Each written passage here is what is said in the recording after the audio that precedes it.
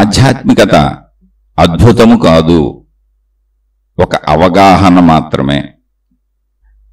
అంటే ఈ line starting ఎందుకు మొదలు పెట్టానంటే, సహజంగా ఎవరైనా అడిగినటువంటి ప్రశ్నను మీకు ముందు చదివి వినిపించి తర్వాత ఆ ప్రశ్నకు సంబంధించిన విశ్లేషణను చెబుతూ ఉంటాను. అయితే ఇక్కడ ఒక సోదరుడు తనకు సంబంధించిన సందేహాన్ని ఆయన రాసిన విధానం చదవటానికి చాలా అభ్యంతరకరంగా ఉంది. కానీ ఆయన అడుగుతున్న విషయం ఆధ్యాత్మికం గురించే. అంటే ఈ ఆధ్యాత్మికత పేరుతో జరుగుతున్నటువంటి అనేక విషయాలను, అనేక మందిని ప్రస్తావిస్తూ వాళ్ళ పేర్లు, సంస్థల పేర్లు, జరిగిన విషయాలు, జరుగుతున్న విషయాలు అన్నీ చెబుతూ ఇదంతా ఆధ్యాత్మికతేనా అని అడుగుతున్నారు. అయితే ఆ సంస్థల పేర్లు, ఆ మనుషుల పేర్లు, ఆ గురువుల పేర్లు, అక్కడ జరిగిన విషయాలు, జరుగుతున్న విషయాలు, ఇవన్నీ ప్రస్తావించవలసిన అవసరం మనకు లేదు. ప్రపంచంలో చాలా జరుగుతూ ఉంటాయి. అది ఆధ్యాత్మికంగా అనే అనక్కర్లా, మతాలు, దేవుళ్ళు, దేవతలు, సంస్థలు అనే అనక్కర్లా, మామూలుగా కూడా చాలా జరుగుతూ ఉంటాయి. అన్నిటి గురించి అసలు మనకు అవసరం లేదు ఇక్కడ. అయితే భక్తి పేరు మీద, దేవుడి పేరు మీద సంస్థలు పెట్టి ఇలా ప్రజలను ప్రలోభ పెట్టి రకరకాలు చేస్తున్నారు అని సోదరుడు చెప్పిన మాట వాస్తవమే. అది నాకు తెలుసు. చాలా చోట్ల నేను విన్నాను. అంటే అన్ని చోట్ల జరుగుతున్నాయని కాదు, జరిగినటువంటి చర్యలు అవన్నీ కూడా బయటకు వచ్చినవే, జరుగుతున్నవి కూడాను. అయినా సంస్థలు అలాగే కొనసాగుతున్నాయి, ప్రజలు అలాగే నమ్ముతున్నారు, అలాగే వెళుతున్నారు. ఇదేంటి, ఇదంతా ఆధ్యాత్మికమేనా? ఇదే ఆ సోదరుడు అడిగే ప్రశ్న. ఇది ఆధ్యాత్మికమా, ఇది మతమా, ఇది మార్గమా, ఇది దేవుడా, ఇది గురువా, ఇది సాధన, ఇది జ్ఞాన గ్రంథమా, ఏదైనా అనండి. ఒకటి మాత్రం సత్యం ఏంటి అంటే, ఏదైనా అది వ్యక్తిగతమైనప్పుడు మాత్రమే సత్యం. సామూహికంగా ప్రశ్నించకండి. ఎందుకంటే సామూహికంలో ఎవరిని ఎవరు నియంత్రించలేరు. ఒక మతం కోటాను కోట్ల మంది ఫాలో అవుతున్నారనుకోండి, వాళ్ళందరూ వాళ్ళకి ఇష్టం వచ్చినట్టు ప్రవర్తిస్తే అది ఆ మతానికి సంబంధించింది కాదు. ఒక దేవుణ్ణి కోటాను కోట్ల మంది అనుసరిస్తున్నారనుకోండి, వాళ్ళందరూ వాళ్ళకి ఇష్టం వచ్చినట్టు ప్రవర్తిస్తే అందులో రకరకాల ప్రవర్తనలు ఉంటాయి.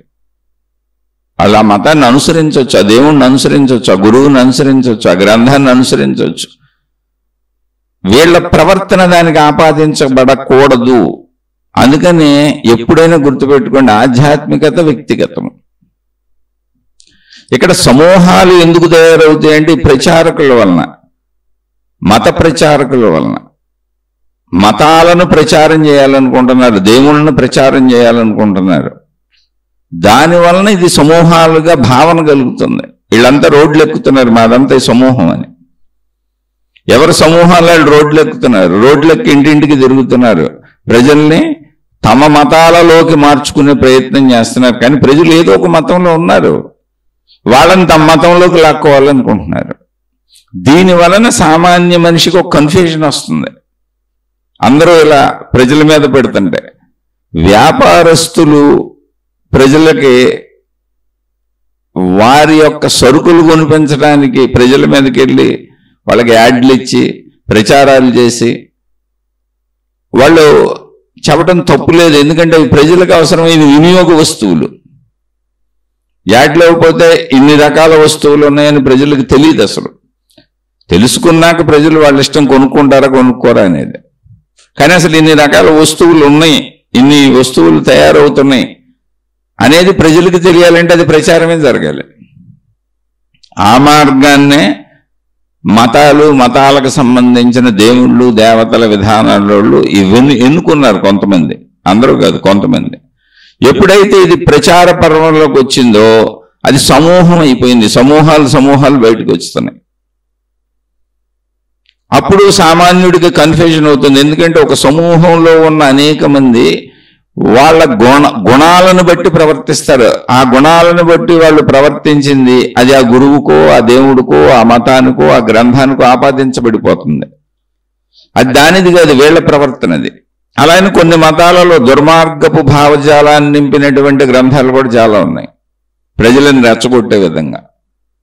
ఇతర మతస్థుల్ని చంపేయండి అనే విధంగా కూడా గ్రంథాలు ఉన్నాయి. ఇతర మతస్థుల్ని మన మతంలోకి మార్చేయండి అని చెప్పి డైరెక్ట్గా రాసేసుకున్న గ్రంథాలు ఉన్నాయి. అది అలా ప్రోద్బలం చేస్తున్నాయి మనిషిని. ఎందుకంటే మతాలు మనుషులు ఏర్పరుచుకున్నాయి, ఆ గ్రంథాలు మనుషులు రాసినయే. కానీ దానికి దేవుడు అనేటువంటి పెర్ఫ్యూమ్, సెంట్ అద్దుతున్నారు, దేవుడు వాసననే దానికి అద్దుతున్నారు. ఇదంతా దేవుడు చేసింది అని చెబుతున్నారు. అక్కడ కన్ఫ్యూజన్ వస్తుంది. అందుకని తెలుసుకోండి, అసలు ముందు విషయం తెలుసుకోండి. అది దేవుడైనా, అది మతమైనా, అది గ్రంథమైనా, అది గురువైనా, అది గురు బోధైనా, అది జ్ఞాన గ్రంథమైనా, ఎవరైనా మీరు ఏది వింటున్నా అది వ్యక్తిగతమై ఉండాలి, సమూహం కాదు. సమూహాలు రాజకీయ పార్టీల వెనకాల పోతూ ఉంటాయి, సమూహాలు ఏదో భౌతికమైనటువంటి సెలబ్రిటీల వెనకాల పోతూ ఉంటారు. సమూహాలు అనేవి సరదాగా ఏర్పరుచుకుంటారు. ఒక క్రికెట్ జరుగుతుంటే ఒక సమూహం కూర్చొని చూస్తూ ఉంటుంది, ఒక సినిమా హాల్లో ఒక సమూహం కూర్చొని చూస్తూ ఉంటుంది. అది సమూహ వ్యవస్థ, సరదాలకి. అది భౌతికంలో దానికి ఏం పెద్ద విలువ లేదు, అది ఎంటర్టైన్మెంట్, అంతే, కాలక్షేపం. కానీ ఆధ్యాత్మికత కాలక్షేపం కాదు. మతం ఏర్పడింది కాలక్షేపం కోసం అసలు కానే కాదు. మతం నిన్ను మంచివాడిని, మంచిదాన్ని చేయాలని ఏర్పడింది. ఆ మతానికి సంబంధించినటువంటి జ్ఞాన గ్రంథాలు ఏవైనా సరే ఆ మత పెద్దల చేత చెప్పబడుతూ ఉంటే అవి నిన్ను మంచివాడిని, మంచిదాన్ని చేయడానికి మాత్రమే, అంతే. ఇంకా దానికంటే ఉపయోగం లేదు. ఆ మతానికి సంబంధించిన ఒక దేవుడు ఉండి ఆ దేవుడు బోధలు ఏ పుస్తక రూపంలోనో, గ్రంథ రూపంలోనో, లేదా అక్కడ మత పెద్దలు చెబుతుంటే ఆ దేవుడు, ఆ దేవత, ఆ మతం, ఆ మార్గం అన్నీ మొత్తంగా మనిషికి చెప్పేది ఏంటి? బోధలే, అంతకు మించి ఉంది. అవన్నీ ఎందుకు వచ్చినాయి అంటే నిన్ను మంచివాడిని, మంచిదాన్ని చేయడానికి, వాటి సారాంశం అంతే. అప్పుడు అది సామూహికం కాదు, అసలు వ్యక్తిగతం. అందుకని ఆధ్యాత్మికత వ్యక్తిగతం, అది కేవలం అవగాహన మాత్రమే, అర్థం చేసుకోవటం. అర్థం చేసుకోవాలి. ఏం అర్థం చేసుకోవాలి అంటే నువ్వు ఏం వింటున్నావు అన్నది విషయం కాదు ఇక్కడ. నువ్వు వింటున్న దాన్ని పట్టుకుంటాం కాదు ఇక్కడ కావలసింది, వింటున్న దానికి అతుక్కుపోవటం కాదు. ఆ మతానికో, ఆ మార్గానికో, ఆ దేవుడికో, ఆ ఆచార సాంప్రదాయాలకో, ఆ డ్రెస్సులకో, ఆ గురువుకో, ఆ మాతాజీకో, ఆ సంస్థకో అతుక్కుపోవటం కాదు. వాటి వలన ఉపయోగమే ఉంది. నువ్వు అతుక్కుపోతే జరగవలసింది జరగకపోక వినాశనమైంది. అవన్నీ నిన్ను మంచివాడిని, మంచిదాన్ని చేయడానికి వచ్చిన ఈ సమాజంలో అందరూ మంచిగా బ్రతికేలా ఉండటానికి ఏర్పాటు చేసుకోబడినటువంటి ఒక మంచిని బోధించే వ్యవస్థ. ఎవరి స్టైల్లో వాళ్ళు చెబుతూ ఉంటారు. కాబట్టి నువ్వు ఆ వ్యవస్థకి ఎప్పుడు అతుక్కుపోక్కర్లా. ఆ వ్యవస్థతో అసలు నీకు పని లేదు, వెంటనే నీ పని. నువ్వు ఆ రంగు బట్టలు కట్టుకోక్కర్లా. నేను ఆ దేవుడు అనుచరుడిని, ఆ దేవత అనుచరుడిని, అనుచరురాలని, లేకపోతే ఏదో ఒకటి అది వెలుగుచ్చటానికి నువ్వు అటువంటి వేషభాషలు వేసుకోక్కర్లా, తగిలించుకోక్కర్లా. ఆ బోధల సారాంశాన్ని నీ జీవితంలో ఆచరించుకోవాలి. ఇది సత్యము. దాన్ని తలకిందులు చేసేస్తున్నాం. తలకిందులు ఏంటి? మంచివాడుగా, మంచిదానిగా మనల్ని మార్చడానికి వచ్చినాయి. ఏ మతాలైనా సరే, ఏ దేవుళ్ళు, దేవతలు, ఏ గ్రంథాలు, ఏ గురువులు, ఎవరు ఎక్కడ ఏం చెప్పినా సరే. కాబట్టి మనం మంచివాళ్ళుగా మారటం అనేది అక్కడ పర్పస్, కానీ మనం మంచివాళ్ళుగా మారటం అనేటువంటిది అక్కడ ముఖ్య ఉద్దేశం అయినప్పుడు దానిని ఆచరించాలి. కానీ అవి పట్టుకు ఎందుకు ఎలాడుతున్నాం ఎప్పుడుకి తెలియట్లా. మనం మంచివాళ్ళుగా మారటల్లా ఆ మాతాజీని పట్టుకొని, ఆ గురువుని పట్టుకొని, ఆ సంస్థను పట్టుకొని, ఆ దేవుణ్ణి పట్టుకొని, ఆ దేవతను పట్టుకొని, ఆ గ్రంథాన్ని పట్టుకొని, దానికి సంబంధించిన రంగులన్నీ మనం పులివేసుకొని మార్పు రాకుండా నేను ఆ మతం తాలూకా, గురువు తాలూకా, దేవుడు తాలూకా అని మారిపోయాం అనుకుంటున్నాం. భ్రమలో ఉన్నాం. అది భ్రమ. నువ్వు అసలు దాన్ని పట్టుకోవాల్సిన అవసరం కూడా లేదు. నువ్వు దేన్ని పట్టుకోవక్కర్లా, నువ్వుగా జీవించంతే. నీకు ఒక కుటుంబం ఉంది, దాన్ని పట్టుకో. అవి నీ బాధ్యతలు, నీ కర్తవ్యాలు, నీకు జన్మనిచ్చిన తల్లిదండ్రులు. ఎందుకంటే మాట్లాడుతున్న నేనైనా, వింటున్న మీరైనా, ప్రపంచంలో ఎక్కడ ఎవరు ఏది చెబుతున్నా అది మనుషులకే. మనుషులు ఉంటేనే, ఉన్న మనుషులకి చెబుతారు, లేని మనుషులకి చెప్పడం కుదరదుగా. కాబట్టి ఉన్నావు అంటే ఎవరికో పుట్టావు. ఆ తల్లిదండ్రులను జాగ్రత్తగా చూడాలి. నీకు వివాహం ఏంటి, నీ జీవిత భాగస్వామితో సరిగా ఉండు. నీకు పిల్లలు పుడితే నీ బాధ్యతలు చేసుకో. నీ అన్నదమ్ములు, అక్క చెల్లెళ్ళు, నువ్వు భూమి మీదకి వచ్చి ఏదో ఒకటి చేస్తూ ఉంటావు, చేయకుండా ఉండవు. మనుషుల మధ్య మనుషులతోనే ఉంటావు. కాబట్టి మనుషుల మధ్య మనుషులతో, ఒక కుటుంబ వ్యవస్థగాను మనుషులతో ఉంటావు. ఈ కుటుంబ వ్యవస్థలో కుటుంబంగా బ్రతకడానికి చుట్టూ ఉన్నటువంటి సమాజం మొత్తంతో కలిసిమెలిసి ఉంటావు. మొత్తంగా ప్రపంచంలో ఉన్న మనుషులతో అనుసంధానమై ఉంటావు. ఏదో ఒక రీతిలో మనుషుల మధ్య మనిషిగా బతుకుతూ ఉంటావు. కాబట్టి ఈ గ్రంథాలన్నీ, ఈ మతాలన్నీ ఏం చెబుతున్నా మనుషులందరూ ఐకమత్యంతో ఉండండి. మొత్తం సూత్రం ఇది. మనుషులందరూ మంచిగా ఉండండి, ఒకరికొకరు హాని చేసుకోబాకండి, ఒకరికొకరు మేలు చేసుకోండి. అది కుటుంబ జీవితమైనా లేదా బయట వాళ్ళైనా, మనుషులతో మనుషులకు ఉన్న సంబంధ బాంధవ్యాలన్నీ హాయిగా, ఆనందంగా, సంతోషంగా ఉండాలి. ఇది అక్కడ మొత్తంగా సారాంశం. అవునా కదా? మీరు ఇంట్లో ప్రశాంతంగా కూర్చొని ఒకసారి ఆలోచించండి. మీ మతాన్ని మర్చిపోండి కాసేపు. మీరు వేసుకున్న మతపు డ్రెస్సులు, రంగులు, బట్టలు అవన్నీ వదిలేయండి. కేవలం ఖాళీ మనిషిగా. ఎందుకని ఇవన్నీ మీరు తగిలించుకున్నవి. చిన్నప్పుడు మీరు మతంతో పుట్టలేదు, దేవుడితో పుట్టలేదు, దేవతతో పుట్టలేదు, వాళ్ళు పట్టుకు పుట్టలేదు, లేదా వాళ్ళు మీతో రాలేదు, లేదా పుట్టగానే వాళ్ళు వచ్చి మీకు చెప్పలేదు. నాకు ఎవరో చెప్పలేదు, కాబట్టి ఎవరికి చెప్పుకుంటారని అనుకుంటున్నా. నాకు తెలిసిన చాలా మందిని అడిగాను, వాళ్ళు చెప్పలేదు. జస్ట్ మనం పుట్టాం. అది సృష్టి యొక్క తీరు, సృష్టి విధానం ఇలా ఉంది. మొత్తం ఆ సృష్టి విధానం అందరికీ బాహాటంగా కనబడతానే ఉంది. దానికి దేవుడి రంగు, మతం రంగు అద్దుతున్నాం మనం అంతే. అయితే తప్పు లేదు. ఎందుకు రంగు అద్దుతున్నాము అంటే అందరూ మంచిగా ఉండటానికి. మానవులందరి మధ్యన కలిసిమెలిసి బ్రతకాలి కనుక మానవులందరూ మంచిగా బ్రతకండి అనేదే సారాంశం. ఇంకా ఎన్ని రకాలుగా చెప్పిన సారాంశం, మొత్తం సారం ఇది.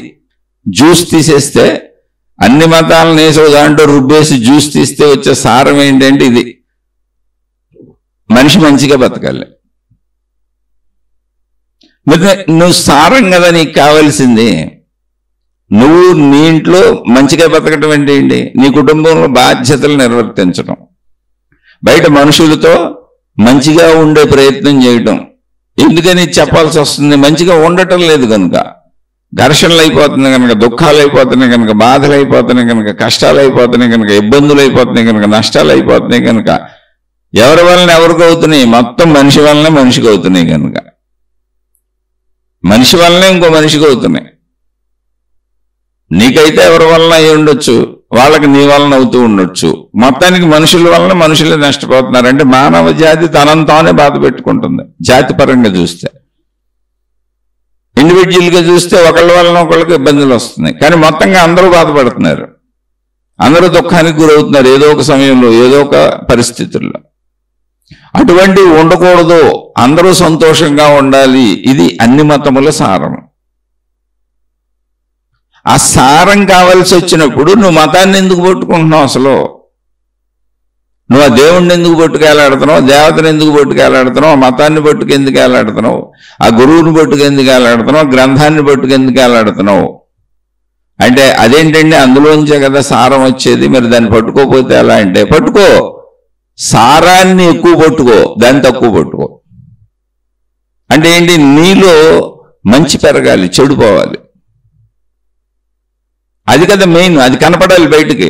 కానీ నువ్వు పట్టుకున్న మతాన్ని చూపిస్తున్నావు బయటికి, నాది ఫలానా మతం అని.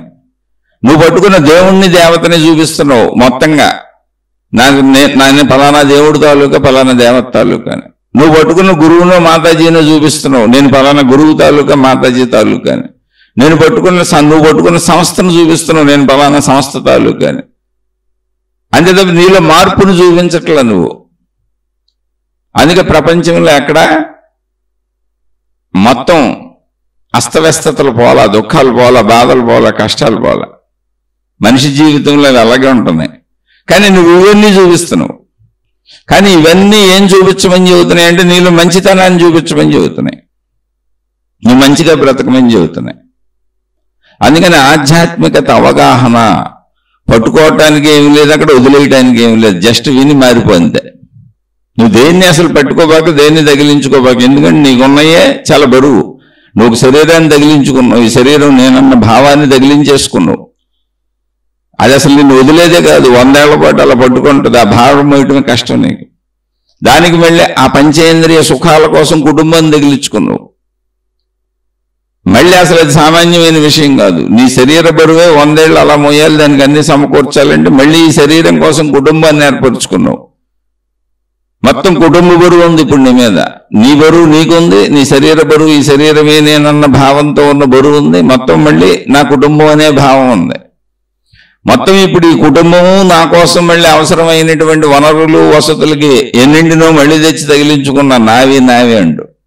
ఎన్ని భారాలు పెట్టుకుని మళ్ళీ మతాన్ని తగిలించుకొని, దేవుని తగిలించుకొని, గురువుని తగిలించుకొని, మాతాజీని తగిలించుకొని, జ్ఞాన గ్రంథాలు తగిలించుకొని ఏం చేస్తావు? ఎందుకు బరువులు వదిలించడానికి వచ్చినాయి. అవి బరువులు వదిలించడానికి వచ్చినాయి.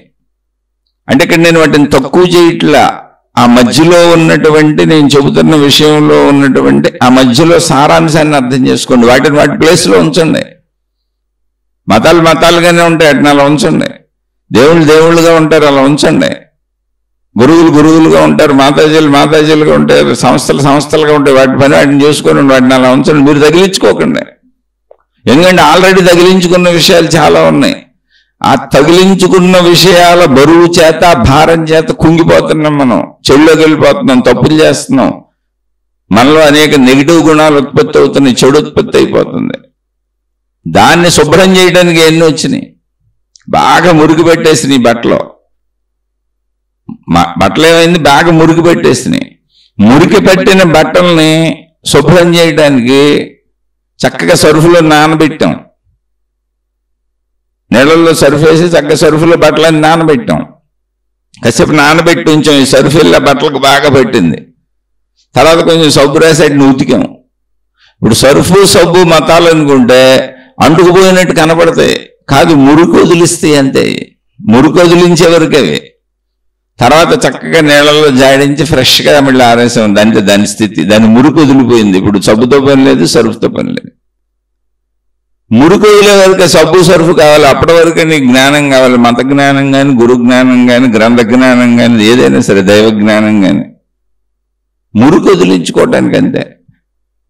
దాన్ని పట్టుకొని దాన్ని తగిలించుకెందుకు తిరుగుతున్నావు నాకు అర్థం కాల. నీళ్ళల్లో జాడించకుండా ఎవరైనా సబ్బుని తగిలించుకు తిరుగుతారా? ఇది నాదని చెప్పుకొని తిరగటం వల్ల ఏంటి? అసలు మనుషులు అలా అలవాటు పడిపోయారు.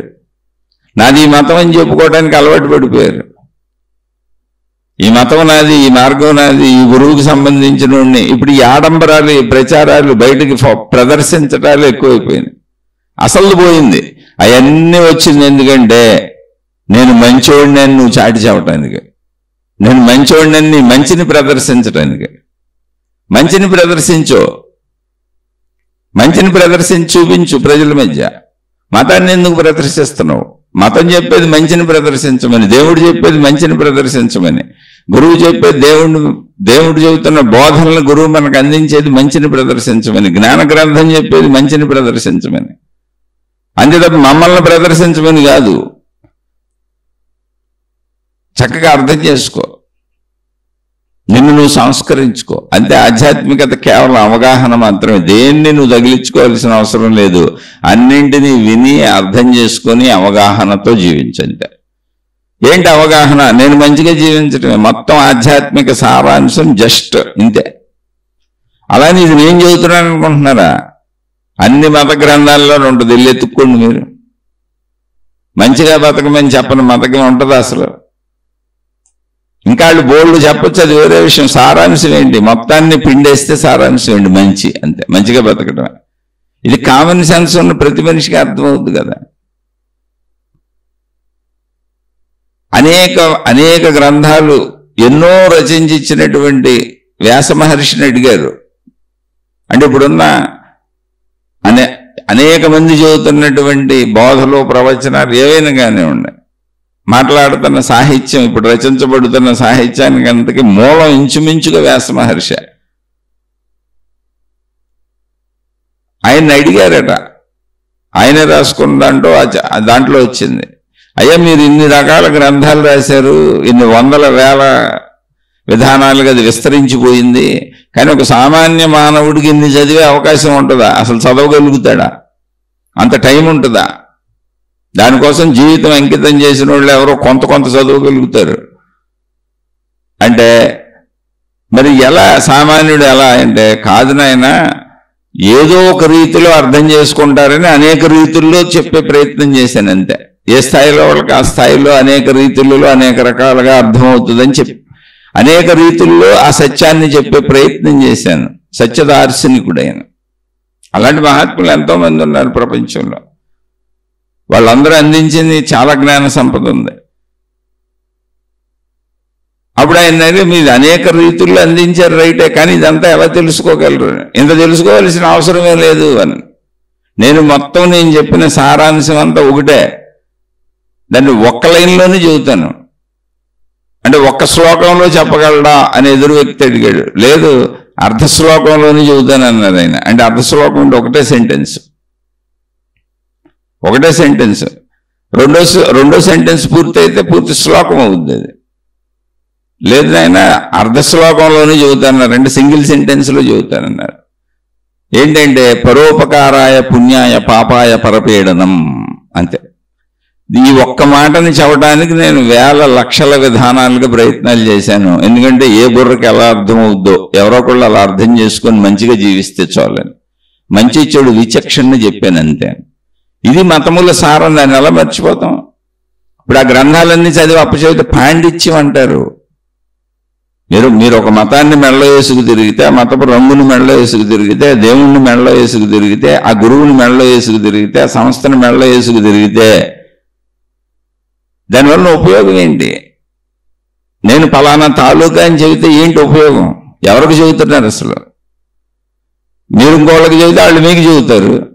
ఈ మతం వాళ్ళు ఆ మతం వాళ్ళకి, ఆ మతం వాళ్ళు ఈ మతం వాళ్ళకి చెప్పుకుంటున్నారు. ఇంతకీ మీరు మనుషులనే మాట మర్చిపోతారు. కొన్ని రోజులకి వాళ్ళు వేరు మేము వేరేని అయిపోతాయి, విభాగాలు అయిపోతాయి, విరోధాలు అయిపోతాయి, విభేదాలు అయిపోతాయి. కాదు, మనం అంతా మనుషులు, ప్రదర్శించుకోక్కర్లు. మనం మానవత్వాన్ని ప్రదర్శించుకోవాలి. మనం అందరం మనుషులనే విషయాన్ని పదే గుర్తు చేసుకోవాలి ఒకళ్ళకొకళ్ళు. మనందరం సామాన్య మనుషులు, సహజంగా మానవ జాతి మందే, మనందరం మనుషులమే, కలిసిమెలిసి బతకాల్సిన మనుషులం. అది మనం గుర్తు చేసుకోవాలి. మతాలను ఎందుకు గుర్తు చేసుకుంటున్నాం? మతాలను చెప్పుకోకూడదు కదా. మతం కేవలం నీకు బోధన, నిన్ను మంచిగా మార్చడానికి. పరోపకారాయ పుణ్యాయ పాపాయ పరపీడనం, దీన్ని ఒక్కదాన్నే నేను వేల రకాలుగా చెప్పే ప్రయత్నం చేశాను. ఎందుకంటే పురుకో బుద్ధి, ఎవరికి ఎలా అర్థమవుతుందో అనేక రకాలుగా ప్రయత్నించాను అంతే. అని మొత్తం సారం ఇంతే. పరోపకారాయ పుణ్యాయ, ఇతరులకు మేలు చేయటం పుణ్యము. పుణ్యం అంటే మంచి పని. పాపాయ పరపీడనం, ఇతరులను బాధించటం పాపము అంటే చెడ్డ పని. చెడ్డ పని యొక్క ఫలితం నీకు చెడే వస్తుంది, మంచి పని యొక్క ఫలితం నీకు మంచి వస్తుంది. ఎదుటి వాళ్ళకి మంచి జరుగుద్ది, నీకు మంచి జరుగుద్ది. చెడు వల్ల ఎదుటి వాళ్ళకి చెడు జరుగుద్ది, నీకు చెడు జరుగుద్ది. కాబట్టి చెడు వైపు వెళ్ళకండి, మంచిగా ఉండండి. ఇంతే మొత్తం అన్నింటి సారం ఇంతే, ఎక్కడైనా ఇంతే. ఇంత సింపుల్ దానికి మనం మనుషులు అని గుర్తు చేసుకోవాలి, ఆ మంచిని ప్రదర్శిస్తూ. మనం మతవాదులు అని, దైవవాదులు అని, గురువాదులు అని, సంస్థావాదులు అని, మాది ఫలానా సంస్థ అని రాజకీయ పార్టీలు చెప్పుకున్నట్టు చెప్పకూడదు. మనం రాజకీయ పార్టీలు అంటే ప్రజాస్వామ్య ప్రభుత్వంలో ఎలక్షన్స్ ఉన్నాయి కాబట్టి అనేక పార్టీలు వాళ్ళు పోటీ పడతారు కాబట్టి వాళ్ళు చెప్పుకుంటారు, అది అవసరం. అలాగే అనేక వస్తువులు, ప్రోడక్టులు తయారు చేసేవాళ్ళు ప్రజలకు తెలియజేయాలి కాబట్టి ఇన్ని ప్రోడక్టులు మేము తయారు చేసామని. మళ్ళీ అన్ని ప్రోడక్టుల్లో పోటీ ఉంటుంది కాబట్టి ఒక కంపెనీకి మా కంపెనీ సరుకే మంచిదని అమ్ముకోవాల్సిన అవసరం ఉంది. ఎందుకంటే వాళ్ళు లాభాపేక్షతో పనులు చేస్తున్నారు కాబట్టి ఖచ్చితంగా వాళ్ళకి అవసరం ఉంది. అక్కడ లాభాపేక్ష అనే అవసరం ఉంది ఈ కంపెనీలు, వస్తువులు ప్రొడక్షన్లో. కాబట్టి వ్యాపారస్తులు చేస్తారు. రాజకీయాలు పరిపాలించాలనుకుంటున్నారు, అధికారం కావాలి వాళ్ళకి, కాబట్టి వాళ్ళు చేస్తారు, తప్పులేదు. ఎందుకంటే అధికార విధానం మనమే పెట్టుకున్నాం కాబట్టి, ఈ వ్యాపార విధానం మనమే పెట్టుకున్నాం కాబట్టి. కానీ ఆధ్యాత్మికత నిన్ను మార్చడానికి వచ్చిన దానికి ప్రచారం ఎందుకు? దాన్ని మెళ్ళ వేసుకు ఎందుకు తిరుగుతున్నావు? దాన్ని ఒళ్ళంతా పూసుకు ఎందుకు తిరుగుతున్నావు రంగులు? ఒకసారి నువ్వు ఆలోచించుకో, నీకు నువ్వే ఆలోచించుకో. నీలో విజ్ఞత ఉంటే ఆలోచించుకో, లేకపోతే నీ ఇష్టం నువ్వు ఎటెళ్ళినా ఎవరు అడగరు ప్రపంచంలో. ప్రపంచంలో అసలు ఎప్పుడు ఎవరు ఏది ఎవరిని అడగరు. ఎవరికి కావాల్సింది వాళ్ళు లాక్కుపోతారు, పీక్కుపోతారు, దోసుకుపోతారు అంతే. అడగడానికి ఏముంది ఇక్కడ? కానీ విఘ్నత కలిగిన వాళ్ళు ఆలోచించుకుంటారు. ఆలోచించుకున్న వాళ్ళకి ఆధ్యాత్మిక జ్ఞానం పనిచేస్తుంది అంటే. అందుకే ఆధ్యాత్మికత అవగాహన మాత్రమే. ఇక్కడ ఏ రంగు ఉండదు, అసలు ఏ రంగు ఉండదు. ఆధ్యాత్మికతకి ఏ రంగు ఉండదు. నీ జీవితం నువ్వు జీవిస్తావు అంతే. ఆధ్యాత్మికత ఒక అవగాహన, అది ఒక జ్ఞాన సంపద. అది నీలో నువ్వు పెంచుకోవలసిందంతే.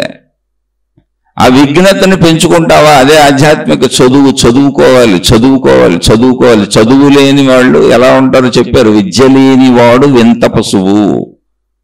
విడ్డూరంగా ప్రవర్తిస్తారు. విద్య లేని వాడు వింత పశువు అంటే ఏంటి? విడ్డూరంగా. ఏంటి విడ్డూరం?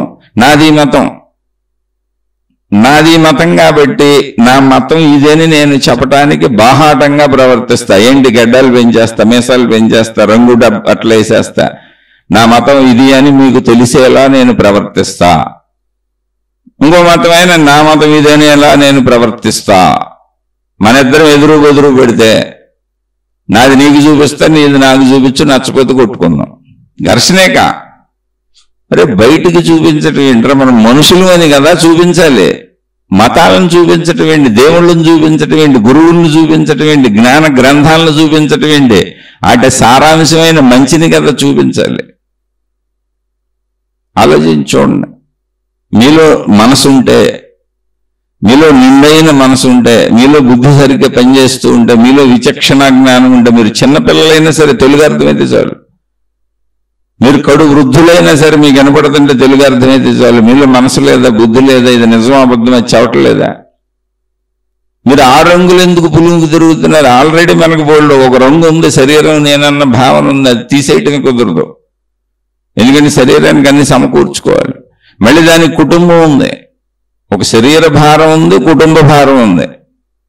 జీవితకాలం బ్రతికినంత కాలం కుటుంబ పోషణ జరగాలి, శరీర పోషణ జరగాలి. దీనికే బతుకు భారంగా ఉంటే మళ్ళీ దీని మీద కల్పనాత్మకమైన మతపు రంగులు, దేవుడి రంగులు, గ్రంథ రంగులు ఎందుకు పూసుకుంటున్నారు? గురువుల రంగులు, మాతాజీల రంగులు ఎందుకు పూసుకుంటున్నారు? ఆ బరువులు ఎందుకు మోస్తున్నారు?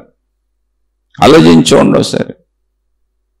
ఆలోచించి చూడండి. నేను చెప్పేది కాదు, నిజాయితీ పరులైన మహాత్ములు అందరూ చెప్పారు ఆ విషయం.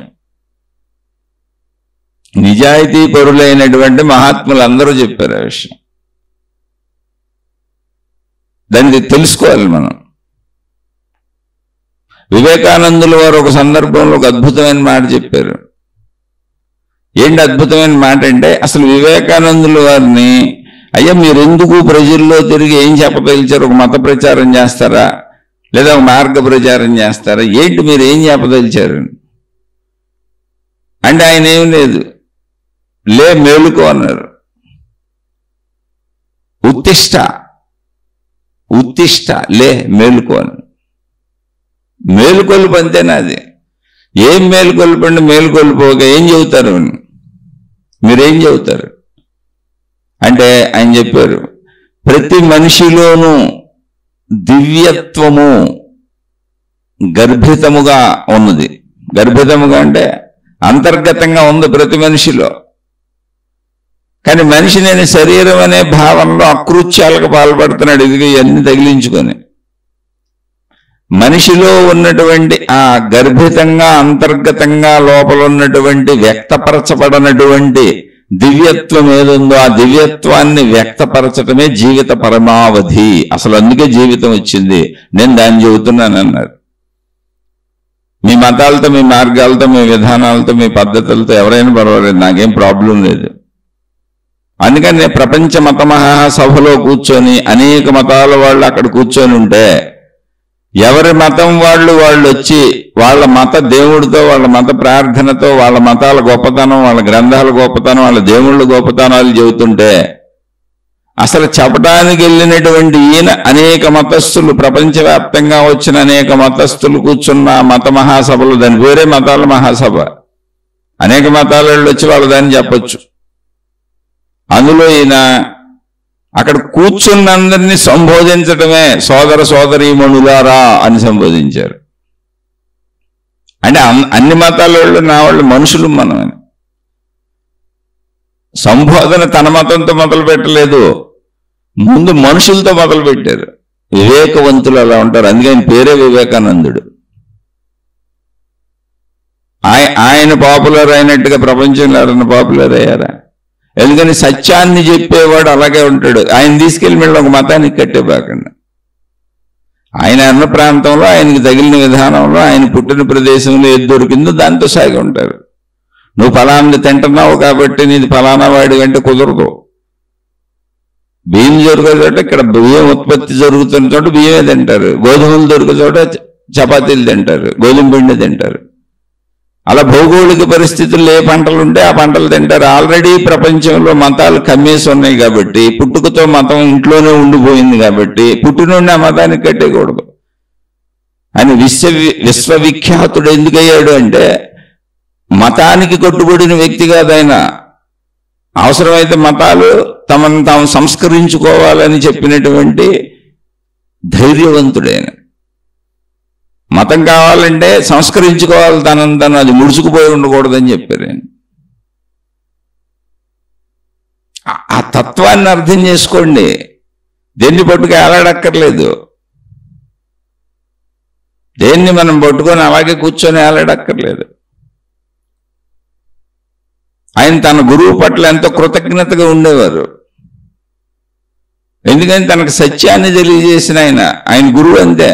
ఆయన అన్ని మతాలు, రామకృష్ణ పరమహంస, ఆయన అన్ని మతాలలోకి వెళ్ళారు, వాళ్ళు చెప్పిన సాధనలన్నీ చేశారు. అన్ని మతాల నుంచి ఆ గమ్యాన్ని చేరవచ్చు, నేను చేరాను, పొందాను, అనుభూతి పొందానని చెప్పారు. మీరు దేన్ని తప్పు పట్టద్దని చెప్పారు. ఎందుకంటే మనందరం మనుషులు, మతాలన్నీ సత్యాన్ని చెప్పడానికి వచ్చినాయి. మనలో అంతర్గతంగా ఉన్న దివ్యత్వం ఏదుందో, దివ్యత్వం ఏంటి? మంచితనం. దివ్యత్వానికి ఇంకేం అర్థం ఉండదు. దివ్యత్వం అంటే అది పైకి రాగానే అది మన మీద ఆకాశంలో నడిచేస్తాం, వెలుగులు చిమ్మేస్తాం, అన్ని సమకూరిపోతాయి, మాయలు మహిమలు అద్భుతాలు జరుగుతాయి, వచ్చేస్తాయి మనకి మహిమలు, అష్టసిద్ధులు మన చుట్టూ దొరుకుతాయి అనుకోబాకండి. అలాంటిది ఏమి ఉండదు.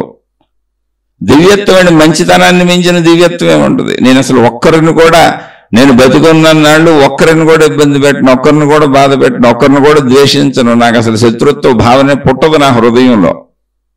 దాన్ని మించిన దివ్యత్వం ఉంది. దాన్నే ప్రదర్శించి చూపించాడు గౌతమ బుద్ధుడు. తనను సెలవు వేస్తున్నటువంటి వాళ్ళకు కూడా యేసుక్రీస్తు వాళ్ళని నిందించలేదైనా. తను సెలవు వేస్తున్నారు, వాళ్ళని నిందించలేదైనా. ఎంత బాధ, విపరీతమైన బాధ ఉంది శరీరానికి. అది ఎంత బాధ పెట్టకూడదని వీరికి తెలియదు, తెలియక చేస్తున్నారు. తెలిస్తే చేయరు. అది ఎంత బాధగా ఉంటుందో, అది ఆళ్ళ మీదకే వస్తే ఎలా ఉంటుందో ఎవరు చేయరు. మనకు సామెత ఉంది, పగవాడికి కూడా ఈ కష్టం రాకూడదని. మనకు కష్టం వచ్చినప్పుడు అంటారు అన్నమాట, పగవాడికి కూడా ఈ కష్టం రాకూడదండి, శత్రువుకి కూడా ఇంత కష్టం రాకూడదండి, అంత బాధపడుతున్నాను నేను. అప్పుడు కూడా ఆయన అదే అన్నారు, నన్ను ఇంత బాధ పెడుతున్నారు వీళ్ళు, మరి కర్మ సిద్ధాంత ప్రకారం తిరిగేది వస్తుందిగా. భగవంతుడిని ప్రార్థించారు ఆయన, వీళ్ళకి ఆ కష్టం తిరిగి ఇవ్వద్దని, వీళ్ళని క్షమించమని. తెలియక చేస్తున్నారని. అంటే అసలు మనిషిలో మంచితనం సంపూర్ణంగా బయటకు వచ్చేస్తే మనిషి ఎలా ప్రవర్తిస్తాడు అన్నదాన్ని మనం అలా ప్రదర్శించిన వాళ్ళని, అలా ప్రవర్తించిన వాళ్ళని దేవుళ్ళుగా తీసుకున్నాం. దేవుడు అనేది మనిషి యొక్క సంపూర్ణత్వపు ఔన్నత్యం, మంచితనం, అంతకు మించి ఏం లేదు. వాళ్ళు మనుషులే. మళ్ళీ వాళ్ళు మనుషులే అన్నానని నన్ను తప్పుగా భావించుకోబాకండి. అందరం మనుషులే. అందులో నీ దివ్యత్వం గర్భితంగా, అంతర్గర్భితంగా ఉన్నటువంటి దివ్యత్వాన్ని వెలికి తీసుకో. అలా వెలికి తీసుకోవటానికి నీకు సహాయపడేవే మతాలు, మార్గాలు, గురువులు, దేవుళ్ళు, అన్ని ఏదైనా సరే. దాన్ని ఎందుకు తగిలించుకుంటావు? దివ్యత్వాన్ని బయటకు తీయకుండా. దివ్యత్వం అంటే ఏం లేదు, మంచితనమే. మహిమలు, మాయలు, అద్భుతాలు, గారడీలు, మంత్రతంత్ర యంత్రాలు కాదు. అలా చెప్పేవాళ్ళని నమ్మకండి, వాళ్ళ జోలికి వెళ్ళబాకండి. వాళ్ళు మోసగాళ్ళు, మోసగత్తులు. మీరు సంపూర్ణంగా నష్టపోతారు. అరే చదువుకుంటే పాస్ అవుతావు, స్కూల్లో చేరావు, చదువుకుంటే పాస్ అవుతావు. చదువుకుంటే పాస్ అయ్యేదానికి తాళ్ళు కట్టించుకుంటాను, తాయెత్తులు కట్టించుకుంటాను, రక్షరేఖలు కట్టించుకుంటాను, యంత్రాలు, మంత్రాలు, తంత్రాలు చేస్తాను, అలా పాస్ అయిపోతాను. ఎలా పాస్ అవుతావు? చదువుకుంటే కదా పాస్ అవుతావు. పరీక్షల్లో నువ్వు చదువుకున్న దాని మీద కదా క్వశ్చన్లు వచ్చేది. ఆ క్వశ్చన్లకి నువ్వు చదువుకుంటే కదా ఆన్సర్ రాయగలుగుతావు. అంత స్మాలెస్ట్ థింగ్ కదా, అంత చిన్న విషయం కదా, స్ట్రైట్ ఫార్వర్డ్ విషయం కదా, దాన్ని ఎందుకు అడ్డదారుల్లో వెళ్తావు, వంకరదారుల్లో వెళ్తావు? పాస్ అవటం కోసం నువ్వు ఏ పూజలు, వ్రతాలు, నోములు, మొక్కులు, ఏ మతం లేదుంటే అవన్నీ చేయటం ఎందుకు? చాలా మంది చెబుతూ ఉంటారు, నేను చదవకుండా కూడా పాస్ అయిపోయానని, మా దేవుడు కృప, మా గురువు కృప అని. ఎంత దుర్మార్గం ఇది, మామూలు దుర్మార్గం. అప్పుడు చదువుకున్న వాళ్ళందరూ ఏమైపోవాలి? దేవుళ్ళందరూ చదువుకున్న వాళ్ళకు మోసం చేసిన వాళ్ళగా. అప్పుడు ఈ గురువులు, ఈ మాతాజీలు, ఈ విధానాలు, ఈ పద్ధతులన్నీ కూడా నిజంగా నిజాయితీగా చదువుకున్న వాళ్ళకి అన్యాయం చేసినట్టే అలా చేస్తే దేవుళ్ళు అవుతారా? ఈ మతాలు అవుతాయా? ఈ మార్గాలు అవుతాయా? లేదు మహిమలు మాకు జరిగిపోతున్నాయి, మాయలు జరిగిపోతున్నాయి, మా కష్టాలు తీరిపోతున్నాయి, మా కన్నీళ్లు తీరిపోతున్నాయి అనే సభల మీద, వేదికల మీద పుస్తకాలు రాసుకుంటుంటారు. ఎన్ని రకాలుగా లాభపడ్డారో, ఎన్ని రకాల కష్టాలు తీరిపోయినాయో. ఎలా తీరిపోతాయి? కర్మ సిద్ధాంతం, నువ్వు చేసిన కర్మ ఫలితం నీకు వస్తుంది. ఆ కర్మ ఫలితాన్ని నువ్వు అనుభవించకుండా తీసేసినటువంటి, నన్ను ప్రార్థించావు కాబట్టి, నన్ను పూజించావు కాబట్టి, నన్ను అనుసరించావు కాబట్టి, నా బోధలు విన్నావు కాబట్టి, నా గ్రంథం నెత్తి మీద పెట్టుకు తిరిగావు కాబట్టి, చంకలో పెట్టుకు తిరిగావు కాబట్టి, నన్ను ప్రచారం చేసావు కాబట్టి, దేశమంతా నా పేరు చెప్పావు కాబట్టి, గురువు మాతాజీ అని గొంతులేసావు కాబట్టి, దేవుడని ఎగిరావు కాబట్టి, మతం పేరు మీద ఎగిరావు కాబట్టి నీ కష్టాలు తీసేశాను, నువ్వు చేసిన పాపాలన్నీ తీసేశాను, అవన్నీ తీసి నీకు సుఖాలు ఇచ్చేసాను, నీకు లాభాలు ఇచ్చేసాను, నీకు డబ్బులు ఇచ్చేసాను, నీ కుటుంబంలో అందరికీ కావలసినవన్నీ సమకూర్చేశాను. ఇవే సభల మీద చెప్పేది. అలా తీస్తే వాళ్ళు అన్యాయం చేశారు కదా. మరి కర్మ సిద్ధాంతాన్ని అనుభవిస్తున్నటువంటి సామాన్య మానవులకంతా అన్యాయం చేశారు కదా ఈ దేవుళ్ళు, దేవతలు. ఆలోచించారు ఎప్పుడైనా? లేదు, స్వార్థం ఆలోచించనివ్వదు. తన మహిమ చేత ఒక దేవుడు నీ కష్టాన్ని తీసేస్తే అది ఏ రూపంలో అయినా, తన మహిమ చేత నీకు దేవుడు అధిక లాభాన్ని ఇచ్చేస్తే అది ఏ రూపంలో అయినా, ఒక గురువు, ఒక దేవుడు, ఒక మతమో, ఒక మార్గమో, ఒక గ్రంథమో, అది అన్యాయం కదా, అది అక్రమం కదా. దీనికి మీకు ఉదాహరణ కూడా చెబుతా. భూమి మీదకి దేవుడే దిగి వస్తే సాక్షాత్తు శ్రీకృష్ణ భగవానుణ్ణి దేవుడు అని అనేక మంది పూజిస్తారు. సరే, ఇతర మతాల్లో పూజించకపోవచ్చు, కానీ విషయాన్ని అర్థం చేసుకోండి. మీదే మతమే అంటే ఏముంది మనిషిగా అర్థం చేసుకోవటానికి. పాండవులు మాయాజోదంలో ఓడిపోయి వనవాసానికి వెళ్ళిపోయారు. అప్పుడు కృష్ణ భగవానుడు జరాసంధుడితో యుద్ధాలు జరుగుతున్నాయి. ఆయన ద్వారకపట్నంలో లేరు, యుద్ధాలు జరుగుతున్న యుద్ధంలో ఉన్నారు. ఆయన వచ్చినాక తెలిసింది ఆయనకి పాండవులు ఓడిపోవటము, వనవాసానికి వెళ్ళిపోవటము జరిగిపోయిందని. వెంటనే ఆయన మొత్తం మంది మార్బలంతో వనవాసంలో వీళ్ళు ఎక్కడున్నారో పాండవులు అక్కడికి వెళ్ళిపోయారు తెలుసుకొని. పాండవులకు రక్షకుడు ఆయన. వెళ్ళిపోయిన ఆయన పాండవులకు వాళ్ళున్న స్థితిని చూసి ఆయన మనసు కరిగిపోయింది. వెంటనే ఆయన ఒకటే అన్నారు, అసలు పాండవులు ఏం చెప్పలేదు, ఏం లేదు, ఆయన ఒకటే అన్నారు, ఇప్పుడే నేను వెళ్ళిపోయి ఆ దుర్యోధనాదులందరినీ సంహరించేసి మీ రాజ్యాన్ని మీకు అప్పచెప్పేస్తాను, మీరు పరిపాలించేసుకుందరు కానీ నేను బయలుదేరుతున్నానన్నారు. అంత కోపం వచ్చింది ఆయన. బయలుదేరారు ఆయన. వెంటనే పాండవులు 5 ఆపేశారు, ఆయన కాళ్ళ మీద పడిపోయారు. ప్రభు, నువ్వు మా కోసం ఏమైనా చెయ్యగలవో, నువ్వు చేయగలవు, అందులో డౌట్ లేదు. కానీ వద్దు, మేము ఆడాం ఓడాం, ఇది ఇలాగే జరగని, మాట మేమే ఆడుకొని, జస్ట్ మాకు సహాయంగా ఉండు నువ్వు అని, జస్ట్ మాకు సహాయంగా ఉండు. అయితే ఆయన శరీరంతో ఉన్నారు కనుక, కృష్ణుడు అని ఆయన శరీరంతో ఉన్నారు కనుక, ఆల్రెడీ ఆయన యుద్ధాలు చేస్తున్నారు కనుక, ఆయనకి సైనిక బలం ఉంది కనుక, ఆయన ఒరిజినల్గా ఆయన చెప్పింది మహిమతో కాదు, మాయతో కాదు, వెళ్ళి యుద్ధం చేస్తాను, ఓడించేస్తాను. కృష్ణుడు ముందు నిలబడలేరు, ఎందుకంటే కృష్ణుడు అంత ఘనుడు, ఆ విషయం అందరికీ తెలుసు. కాబట్టి నేను వెళ్ళే దుర్యోధనాదులు చేసింది తప్పు, ఇంకా తప్పుకు శిక్ష చేయాల్సింది, వెళ్ళిపోయి వాళ్ళతో యుద్ధం చేసి వాళ్ళని ఓడించేసి మీ రాజ్యం మీకు ఇప్పించేస్తాను, పరిపాలించుకొని హాయిగా బతకండి అన్నాడు. తీసుకోవచ్చా సహాయం? ఎందుకంటే అది ధర్మ సహాయమే, మహిమ మాయ అద్భుతం కాదు, అక్కడేమే యుద్ధమే. కానీ వాళ్ళు సహాయాన్ని కోరలేదు. నా ఆట నేను ఆడతానన్నారు. ఎందుకని? మంచో చెడో కర్మఫలం అదే. మేము ఒప్పుకున్నాం, ఆడాం, ఓడిపోయాం. మేము మాట చెప్పాం, వనవాసం అనుభవిస్తామని చెప్పాం, అనుభవిస్తున్నాం. ఇదైనాక చూద్దాం. అది జీవితం, ఒక సత్యతతో నడవాలి. అలా అని కృష్ణ భగవానుడు కూడా చాలా ఆనందపడ్డాడు, ఎందుకంటే ధర్మంగా ఉన్నారు కనుక మీరు. మరి అంతకుముందు ఆయన యుద్ధం చేసి వాళ్ళని ఓడించి మీ రాజ్యం ఇప్పిస్తానన్నప్పుడు అన్యాయాన్ని తట్టుకోలేక ఆయనలో కలిగిన వేదన ఇది. ఎవరికైనా వస్తుంది మనకది అన్యాయంగా. అయితే అది అన్యాయమా న్యాయమా కాదు, మేము మాట ఇచ్చాం, నువ్వు మాకు తోడుంటే చాలు. అసలు నువ్వు అంత మాట అన్నావు చాలు, నువ్వు అన్న మాట మాకు ఎంతో ధైర్యాన్ని ఇచ్చింది. నువ్వు మాకు తోడు ఉంటే చాలు, నీలాంటి మంచి మిత్రుడు ఉంటే చాలు, నీలాంటి మంచి స్నేహితుడు ఉంటే చాలు, నీలాంటి మంచి దేవుడు ఉంటే చాలు మాకు. అది మంచి అంటే. అంతే తప్ప మనకు అన్ని మహిమలు మాయలు అద్భుతాలు మనకు అనుకూలంగా చేసేయటం, మనకు అనుకూలంగా జరిగిపోవటం. ఇలా జరిగితే, ఒకవేళ నిజంగా అలా జరిగితే ప్రపంచంలో కర్మ సిద్ధాంత ప్రకారం అనుభవిస్తున్న వాళ్ళందరికీ అన్యాయం జరిగినట్టు కాదా? నిన్ను పాస్ చేసేస్తే చదువుకున్న వాళ్ళందరికీ అన్యాయం జరిగినట్టు కాదా?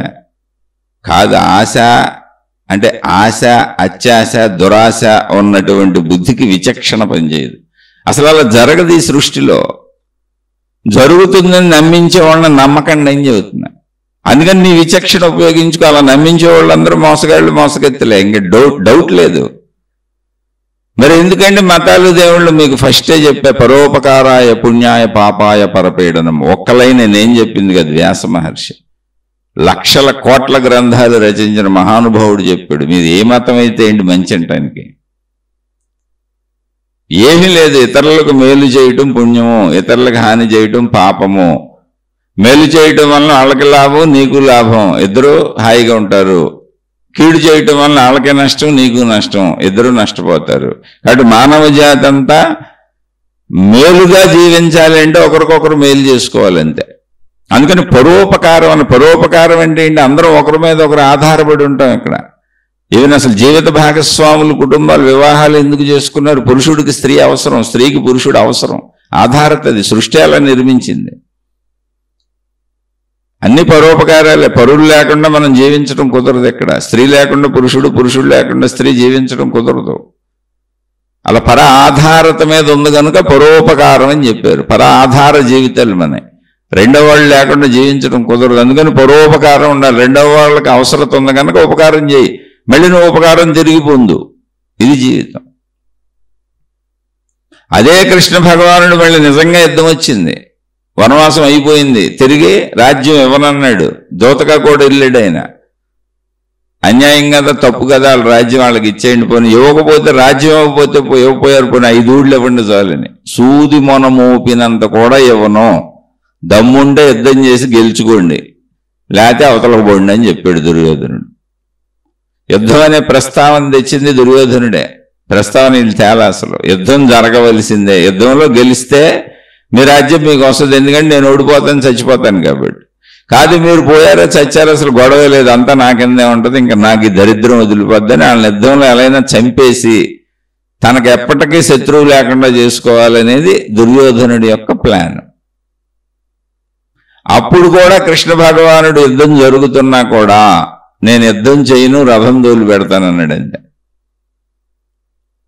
రథం తోలు పెడతాను, ఎందుకంటే మనిషిగా ఉన్నాను కాబట్టి, నీ పక్కన ఉన్నాను కాబట్టి రథం తోలు పెడతాను. నేను మీ యుద్ధాలు నేను చేయనని. ఏ దేవుడు మన యుద్ధాలు చేయుడు. మనం జీవించడానికి అవసరమైన జ్ఞానబోధ చేస్తాడు. అక్కడే మహాత్ముడు భగవద్గీతని యుద్ధభూమిలోనే చెప్పారు. అంటే ఇవన్నీ ఎందుకు చెబుతున్నానంటే దీంట్లో మళ్ళీ వెర్రి ప్రశ్నలు వేసుకోవటం కాదు. మన లోపలికి మనం వెళ్తే చాలు, మళ్ళీ కృష్ణుడు ఏంటి, భగవద్గీత ఏంటి, యుద్ధం ఏంటి, పాండవులు ఏంటి, కౌరవులు ఏంటి అని బయటికి పోతాం. మనతో వచ్చిన ప్రాబ్లమే అది. అది మనకు ఆపాదించుకొని అందులో జ్ఞానాన్ని పొంది ఇప్పుడు మనం ఎలా జీవిస్తున్నాం, ఎలా జీవించాలి, మనలో మనం ఏం మార్పులు చేసుకోవాలని తీసుకోం. మళ్ళీ దీనికి అనేక సందేహాలు వచ్చేస్తాయి మనకి. దానికి అలా కదా, దీనికి ఇలా కదా అని మనం రంగరంగానికి వెళ్ళిపోతాం. ఇప్పుడు అక్కడ కృష్ణుడు బోధలో అది కదా, ఇది కదా అంటే బయటకు పోవటమే, ఊహలో కల్పనలో బయటకు పోవటమే కాదు. అవన్నీ నీకు చెప్పింది నీలో మంచిని పెంచడానికి అంతే. ఇదిగో నాయన చెడు ఎలా ఉంటుందని చూపించారు కూడా, అలాంటి చెడ్డ పనులు చేయకొని. ఎందుకంటే చెడు వినాశనమే. ఎంతోమంది వినాశనం, సుమారు 67 కోట్ల మంది చనిపోయారు ఆ యుద్ధంలో ఒక్క మూర్ఖుడు కోసం. ఇలాగే ఉంటుంది వినాశనం. అందుకని అంత వినాశనాలను ఆపుదామని ఎప్పుడు మంచి ప్రయత్నిస్తూనే ఉంటుంది. ఆ మంచి కోసమే మతాలన్నీ వచ్చినాయి. నువ్వు మతపు రంగు అద్దుకోబాక, మతపు డ్రెస్ వేసుకోబాక, మతం చెప్పిన మంచిని పెంచుకో. ఇక్కడ పాయింట్ అది, క్యాచ్ చేయాల్సిన పాయింట్ అది.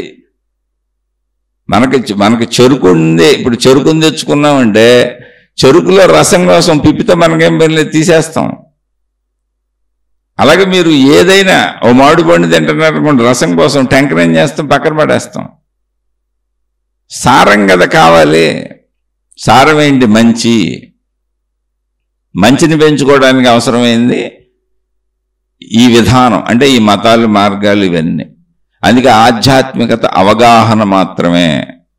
మహిమలు, మాయలు, అద్భుతాలు అంటూ పోకండే.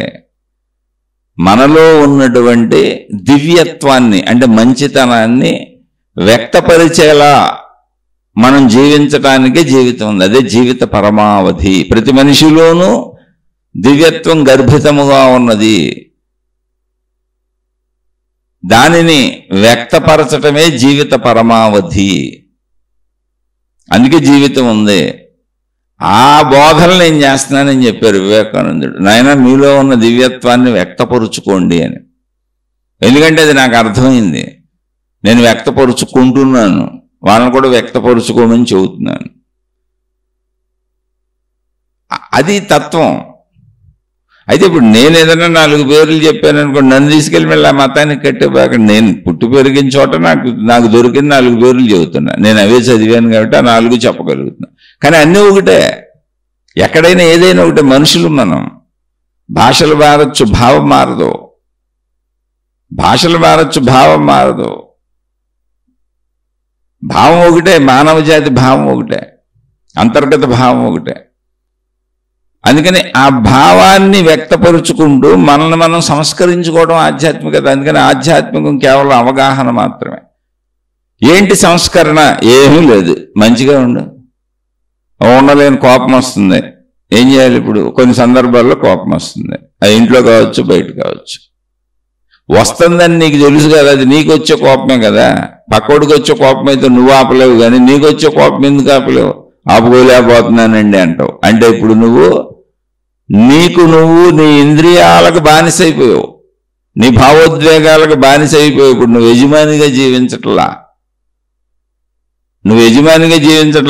పనివాడిగా జీవిస్తున్నావు. బానిసలు పనివాళ్ళు. నేను కోపం ఆపుకోలేకపోతున్నానంటే బానిసగా జీవిస్తున్నావు, పనివాడిగా జీవిస్తున్నావు. నేను కోరిక ఆపుకోలేకపోతున్నానంటే బానిసగా జీవిస్తున్నావు, పనివాడిగా జీవిస్తున్నావు. నేను ఈర్ష్యలు, అసూయలు, ద్వేషాలు ఆపుకోలేకపోతున్నానంటే నువ్వు బానిసగా జీవిస్తున్నావు, పనివాడిగా జీవిస్తున్నావు. మీరు స్త్రీలైనా పురుషులైనా. నాకు డబ్బు పిచ్చి పోదండి, కీర్తి పిచ్చి పోదండి, నేనే అవన్నీ ఆపుకోలేకపోతున్నానండి అంటే నేను ఆపుకోలేకపోతున్నానని నువ్వు ఏది చెప్పినా నువ్వు బానిసగా జీవిస్తున్నావు. నువ్వు యజమానిగా జీవించాలి. ఆధ్యాత్మిక చెప్పేది అది. నువ్వు యజమానివి, నువ్వు బానిసవి కాదు. నువ్వే కదా. భావోద్వేగం నీదే కదా, ఇంద్రియాలు నీవే కదా, కోరికలు నీవే కదా, ఆలోచనలు నీవే కదా.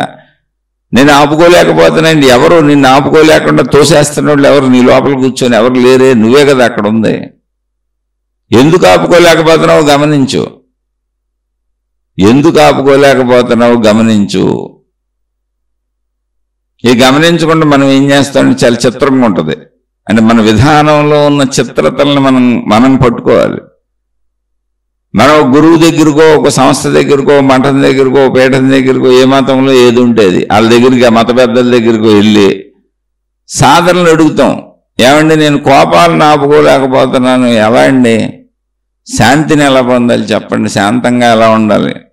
వాళ్ళు రకరకాల సాధనలు చెబుతారు నీకు. శాంతపూర్వక సాధనలు. ఇలా కూర్చో, అలా ధ్యానం చేయి, మనస్ఫూర్తిగా ధ్యానం చేయి, లేదా ఏదో సంథింగ్, లేదా ఇది చేయి, అది చేయి.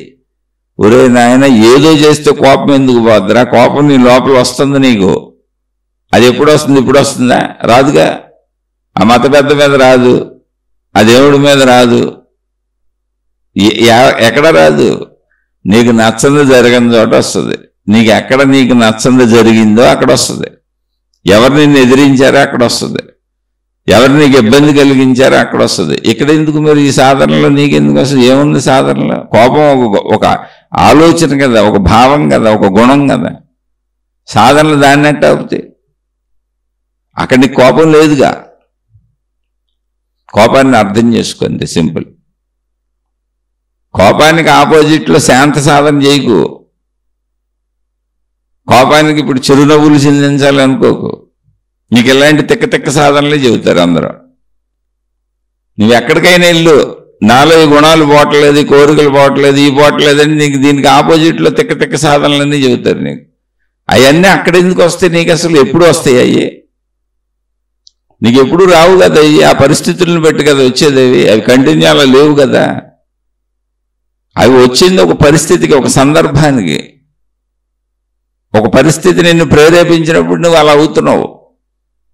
అప్పుడు ఆపుకోలేకపోతున్నానని చెబుతున్నావు, అప్పుడు చెడు చేస్తున్నానని చెబుతున్నావు. అంతే తప్ప మొత్తం కంటిన్యూటీ 24 గంటలు కోపంతోనే లేవుగా, 24 గంటలు కోరికతోనే లేవుగా, 24 గంటలు ఈర్ష్యతోనే లేవుగా. ఆ సందర్భం వచ్చినప్పుడు మరి దానికి ఎందుకు ఎక్కడో వెళ్ళి సాధనలు చేస్తావు?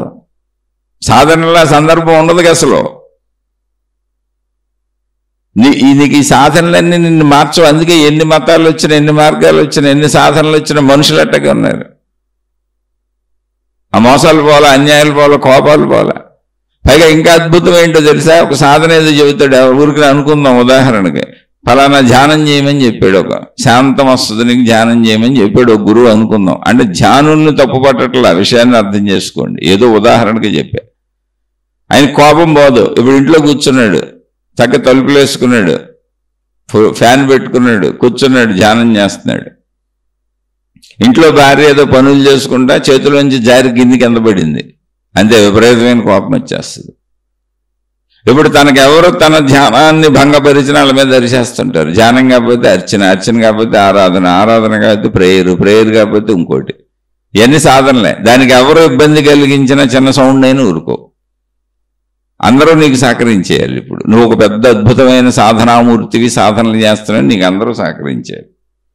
ఎందుకంటే దారుణం ఉంది అసలు. దారుణాది దారుణాల్లోకెల్లా పెద్ద దారుణం ఇది. మనుషులందరి మధ్య కూర్చొని నేను ఏదో సాధన చేస్తాను, మీరు అందరూ సహకరించేయండి అని చెబుతావేంటి? మళ్ళీ వాళ్ళందరి మీద కోపం తెచ్చుకుంటావేంటి? ఇప్పుడు సాధనతో కోపం పెరుగుతుంది నీకు. సాధన వల్ల కోపం పెరుగుతుంది. కొంతమంది సాధనల పేరుతో ఇంట్లో బోల్డు మందిని చూశాను. మా బంధువులు, మా చుట్టాలు, మా ఇళ్లలోనే, నా చుట్టుపక్కల బోల్డు మందిని చూశాను. ఏదో దైవ కార్యక్రమం చేస్తూ ఉంటారు లెగిసి పొద్దున్నే రోజు అలవాటుగా. ఆ కార్యక్రమం పూర్తి అవ్వదు. అది చేస్తూనే మధ్యలో పొయ్యి మీద అవి పెట్టాం మాడిపోయినట్టుంది, ఇక్కడ ఇది పెట్టాం పాలు పొంగిపోతున్నట్టున్నాయి, అక్కడ అది చూడండి, ఇక్కడ ఇది చూడండి అంటే ఇది చేస్తూ ఉంటారు. చుట్టూ ధ్యాస అంతా చుట్టూనే ఉంటుంది. పోనీ ఇది కాకపోతే ఇంకోలా ధ్యాస మాత్రం ప్రపంచం మీద ఉంది. వాళ్ళు చెప్పారు కాబట్టి ఇది చేస్తున్నారు అంతే. ఒక కోపం పోవడానికి, నిన్ను నువ్వు ఆపుకోలేకపోవడానికి, అది కోపం కాదు ఏదైనా, నిన్ను నువ్వు కంట్రోల్ చేసుకోలేకపోవడానికి, నీ బానిస బతుకు నుంచి, నీ పనివాడి బతుకు నుంచి, అంటే ఎవరైనా స్త్రీలైనా పురుషులైనా యజమానిత్వపు బ్రతుకు రావటానికి నువ్వు దాన్ని అర్థం చేసుకోవాలి తప్ప వేరే కొత్త సాధనలు చేస్తే నువ్వు యజమాని ఎందుకు అవుతావు? నీకు నువ్వు యజమాని అవ్వాలి. నీ ఇంద్రియాలకి, నీ మనసుకి, నీ బుద్ధికి, నీ అహంకారానికి అదంతా నీ సంపద కదా. నీ సంపద మీద నీకు కదా హక్కు ఉండాలి. నీ శరీరం అంతా నీ సంపద, నీ మనసు అంతా నీ సంపద, నీ బుద్ధి అంతా నీ సంపద, నీ గుణాలన్నీ నీ సంపదలు. నీ సంపదల మీద నీకు కదా హక్కు ఉండాలి.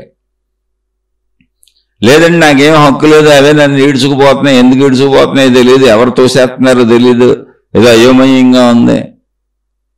నాకు ఓ పెచ్చదవ తెలిసినోడు ఉండేవాడు. ఆడు అన్ని రకాల తప్పులు చేసేవాడు. అసలు ఆడు చెయ్యని తప్పు లేదు, ఇప్పుడు కూడా చేస్తుంటాడు. కానీ ఆడు చెయ్యనటువంటి దైవ పూజలు ఉండవు. శని యంత్రాలు ఏమిటో అవి తెచ్చి కట్టేసుకుంటాడు. ఎవడేం కొత్త చెబితే అవి చేసేస్తుంటాడు. కానీ నీచాతి నీచుడు వాడు ఏం చెబుతాడు తెలుసా? అన్ని రకాల చెడ్డ పనులు చేస్తాడు. ఒకటి కాదు, ఒక మనిషికి ఎన్ని వ్యసనాలు ఉన్నాయో ఆడికి అన్నీ ఉన్నాయి. కానీ వాడు మొత్తం దైవ ముసుగులో జీవిస్తూ ఉంటాడు. ఆడికి గురువులు ఉన్నారు, ఆ గురువుల దగ్గర మళ్ళీ వీడికి పోస్టులు ఉన్నాయి, ఆ డ్రెస్సులు వేసుకు తిరుగుతాడు, ఆ ఆశ్రమాలు, మఠాలు, పీఠాలు, లేకపోతే ఆ మత సంబంధ విషయాల్లో తిరుగుతూ ఉంటాడు. ఆడు మళ్ళీ అందరికీ బోధలు చేస్తూ ఉంటాడు. కానీ వాడు ఎంత నీచుడంటే వాడు చేసే అన్ని నీచ కార్యాలు, అసలు ఒక్క మంచి పని కూడా చేయడు. అసలు చేయడాడు, మంచి ఆడే తల్ల పుట్టదు. కానీ వాడు చెప్పే అద్భుతమైనది మాత్రం నాలో అలా ప్రింట్ అయిపోయింది. అంటే కొన్ని సంవత్సరాలు చూశానండి, నాతో కొన్ని సంవత్సరాలు ఉన్నాడు. ఏం చెబుతాడు తెలుసా? ఇవన్నీ నన్ను ఎవరో తోయించేస్తున్నారు, గ్రహాలు అలా చేసేస్తున్నాయి అంటాడు. జాతకాన్ని వాడేసుకుంటాడు. గ్రహ ప్రభావం చేత నేను అలా చేశాను తప్ప నా తప్పు కదంటాడు. ఆడి అవసరానికి ఏది వాడుకోవాలో ఆడికి తెలుసు. వాస్తు దోషం తప్ప అలా జరిగింది తప్ప నాది కాదంటాడు. నా టైం బ్యాడ్ అంటాడు. కానీ సన్నాసి నిత్య సన్నాసి. నిత్య సన్నాసి అంటే మహాత్ములు సన్యాసం తీసుకున్నోళ్ళు కాదు, ఉత్త సన్నాసీడు, నీచుడు. వీళ్ళందరూ దాన్ని వాడుకుంటూ ఉంటారు. మనం కూడా అటువంటి వాళ్ళ కింద ఉందామా? అలా ఉపయోగించుకుందామని వీటిని అలా ఉపయోగించుకుందామా? ఆడు చెయ్యింది ఉండదు. తాళ్ళు, తాయెత్తులు, రంగురాళ్ళు, ఉంగరాలు, అన్ని పనులు ఎవరేం చెబితే అది తెచ్చిపెట్టుకుంటాడు. ఎందుకంటే వాడిని వాడు మార్చుకోవాలని వాడు అనుకోవట్లేదు. అసలు ఆ గుణ మార్పాడికి ఇష్టం లేదు. వాడు దొరకకూడదు అనుకుంటున్నాడు అంతే. వాడికి ఏంటో తెలుసా? తనను తాను మార్చుకోవాలనుకుంటే మార్చేసుకుంటాడు. కాదు, తాను అన్ని రకాల తప్పులు చేయాలి. కానీ దైవ ముసుగులో, ఈ గురువు శిష్యుడు ముసుగులో, ఈ భక్తుడు ముసుగులో, ఈ మత ముసుగులో, ఈ దేవుడు ముసుగులో నేను దొరకకూడదు. దొరకకుండా ఉండడానికి తాళ్ళు, తాయెత్తులు, రంగురాళ్ళు, ఉంగరాలు, రక్షరేఖలు అన్నీ తెచ్చుకుంటూ ఉంటాడు. అటువంటి బాపతోళ్ళు ఇవన్నీ నమ్ముతారు. అంతకంటే నీచులు ఇవన్నీ ఉన్నవని నమ్మిస్తూ ఉంటారు ప్రజల్ని. వాడు ఎప్పుడు అదే చెబుతాడు. నన్ను గ్రహాలు తోసేసినాయి, బలవంత పెట్టి నా చేత తప్పులు చేయించేసినాయి అంటాడు. వాడు ఎప్పుడు నిత్యం తప్పులు చేస్తాడు. అది తీసుకెళ్లి గ్రహాల మీదో, వాస్తుల మీదో, జాతకాల మీదో, జ్యోతిష్యాల మీదో వాటి మీద పడేస్తుంటాడు. అవన్నీ ఉన్నాయి ఇక మన చుట్టూ. ఏదో ప్రభావం, దుష్టశక్తుల ప్రభావం అంటాడు. మళ్ళీ అవి కూడా చెబుతాడు. దుష్టశక్తి ఏదో నన్ను ఆవహించేసింది అంటాడు. అయ్యో బాబోయ్, ప్రపంచంలో ఎంత రకాల దుర్మార్గులు ఉన్నారు తెలుసా? సింపుల్. అసలు ఆడు తనను మార్చుకోవాలనుకోడు, నాకు తెలుసుకోడా. నాకు ఆ వ్యక్తే తెలుసు. 15-20 ఏళ్ళు ఆ వ్యక్తిని చూశాను నేను. గుణమార్పు చేయుడు, నటిస్తానే ఉంటాడు ఎప్పుడు. అందుకని చెబుతున్నా, ఆధ్యాత్మికత అంటే గుణమార్పు. నిన్ను నువ్వు మార్చుకోవాలనుకోవటం. నువ్వు అనుకోవాలి, నిన్ను బయట ఎవరు మార్చలేరు. దేవుడు మార్చగలిగి అసలు ప్రపంచం అంతా మంచిగానే బతికేదిగా. అసలు మార్చగలిగిన శక్తి ఉంటే ఇన్ని గ్రంథాలు రాసినటువంటి వ్యాస మహర్షి మార్చేసేవాళ్ళుగా. ఇన్ని గ్రంథాలు ఎందుకు రాసేవాళ్ళు? జ్ఞానబోధలు ఎందుకు చేసేవాళ్ళు? ఆయన జీవన్ముక్తుడు. ఆయనే అందరినీ మార్చేసేవాడు. ఎప్పుడో శంకరాచార్యులు వారు మార్చేసేవాళ్ళు, ఎప్పుడో యేసుక్రీస్తు మార్చేసేవాడు, ఎప్పుడో అల్లా మార్చేసేవాడు, ఎప్పుడో గురునానక్ మార్చేసేవాడు, ఎప్పుడో మహావీరుడు మార్చేసేవాడు. ఎన్ని మతాలు ఉంటే అన్న మత పెద్దలు, అంతమంది దేవుళ్ళు మనుషుల్ని మార్చేసేవాళ్ళు కదా. మార్చేసే ప్రక్రియ లేదంటానికి ఎంతకంటే సాక్ష్యం ఏంటి? అసలు ఇంతకంటే సాక్ష్యం ఏంటి?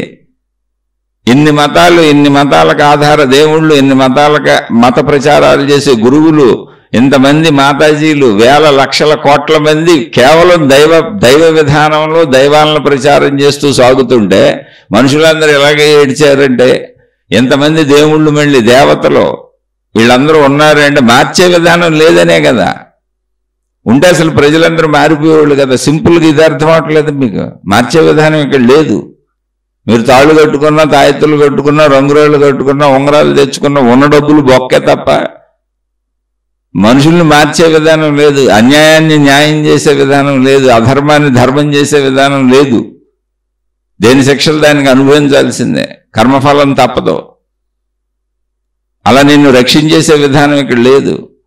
అలాగే గుణమార్పు కూడా నువ్వు చేసుకోవాల్సిందే. మార్చే విధానం లేదు. మార్చే విధానం లేదు అనడానికి సాక్ష్యమే ఇప్పుడున్న మతాలు, మార్గాలు, దేవుళ్ళు, గురువులు, వీళ్ళందరూ మళ్ళీ మాయలు అద్భుతాలు చెబుతారు. వీళ్ళు మార్చే విధానం ఉంటే అసలు ఇంత జీవిత కాలాల పాటు ప్రచారాలు ఎందుకు? మార్చి పారేసేవాళ్ళు కదా. అసలు గ్రంథాలు ఎందుకు? మార్చేయండి. మనిషిని పిలిచి ఒక్కొక్కడిని ఎత్తి మీద చేయబెట్టి మార్చేయండి, మంచోళ్ళని చేసేయండి, గిరగిర తిప్పేసేయండి, లోపల తిరిగిపోద్ది. ఆ మహిమ చేయండి. అది లేదు అనడానికి సాక్ష్యమే ఈ ప్రచారాలు, ఈ ప్రబోధాలు. నువ్వే మారాలి, నువ్వే మారాలి, నువ్వే మారాలి. అంటే నేను చెప్పింది ఇందాక ఒక నీచుడు, వాడు మరీ నీచుడు. కానీ అలాంటి వాళ్ళు నాకు చాలా మంది తగిలారు. వాళ్ళు ఏమనుకుంటున్నారంటే మేము మారాలనుకోవట్లా, మేము మారామని ప్రజలు అనుకోవాలి, ఆ ముసుగులో మేము జీవించాలనుకుంటున్నారు. దానివల్ల వాళ్ళు నష్టపోతారు. ఎవరికి నష్టం ఉంది? ఎవరికి నష్టం లేదు. నువ్వు ముసుగేసుకుంటే నీకు కదా ప్రాబ్లం. మోసం చేస్తావు. ఎంతమందిని ఎన్నిసార్లు మోసం చేస్తావు? ఒక్కడిని ఒక్కసారి మోసం చేయగలవు, మళ్ళీ కొత్తడిని ఎత్తుక్కోవాలి. అలా ఎంతమందిని ఎన్నిసార్లు మోసం చేస్తావు? ఎన్నిసార్లు ఊరుకుంటారు నిన్ను? నీ శిక్ష నీకు పడిపోద్ది. ఇదే కర్మ సిద్ధాంతం. ఎన్నిసార్లు ఊరుకుంటారు? ఊరుకొని ఒకసారి తాడు తీసేస్తారు. అలా వాడికి ఎన్నోసార్లు జరిగినాయి కూడా. అయినా నీచుడు వాడు అలాగే ఉంటాడు. అలాంటి నీచులు చాలా మంది తగిలారు.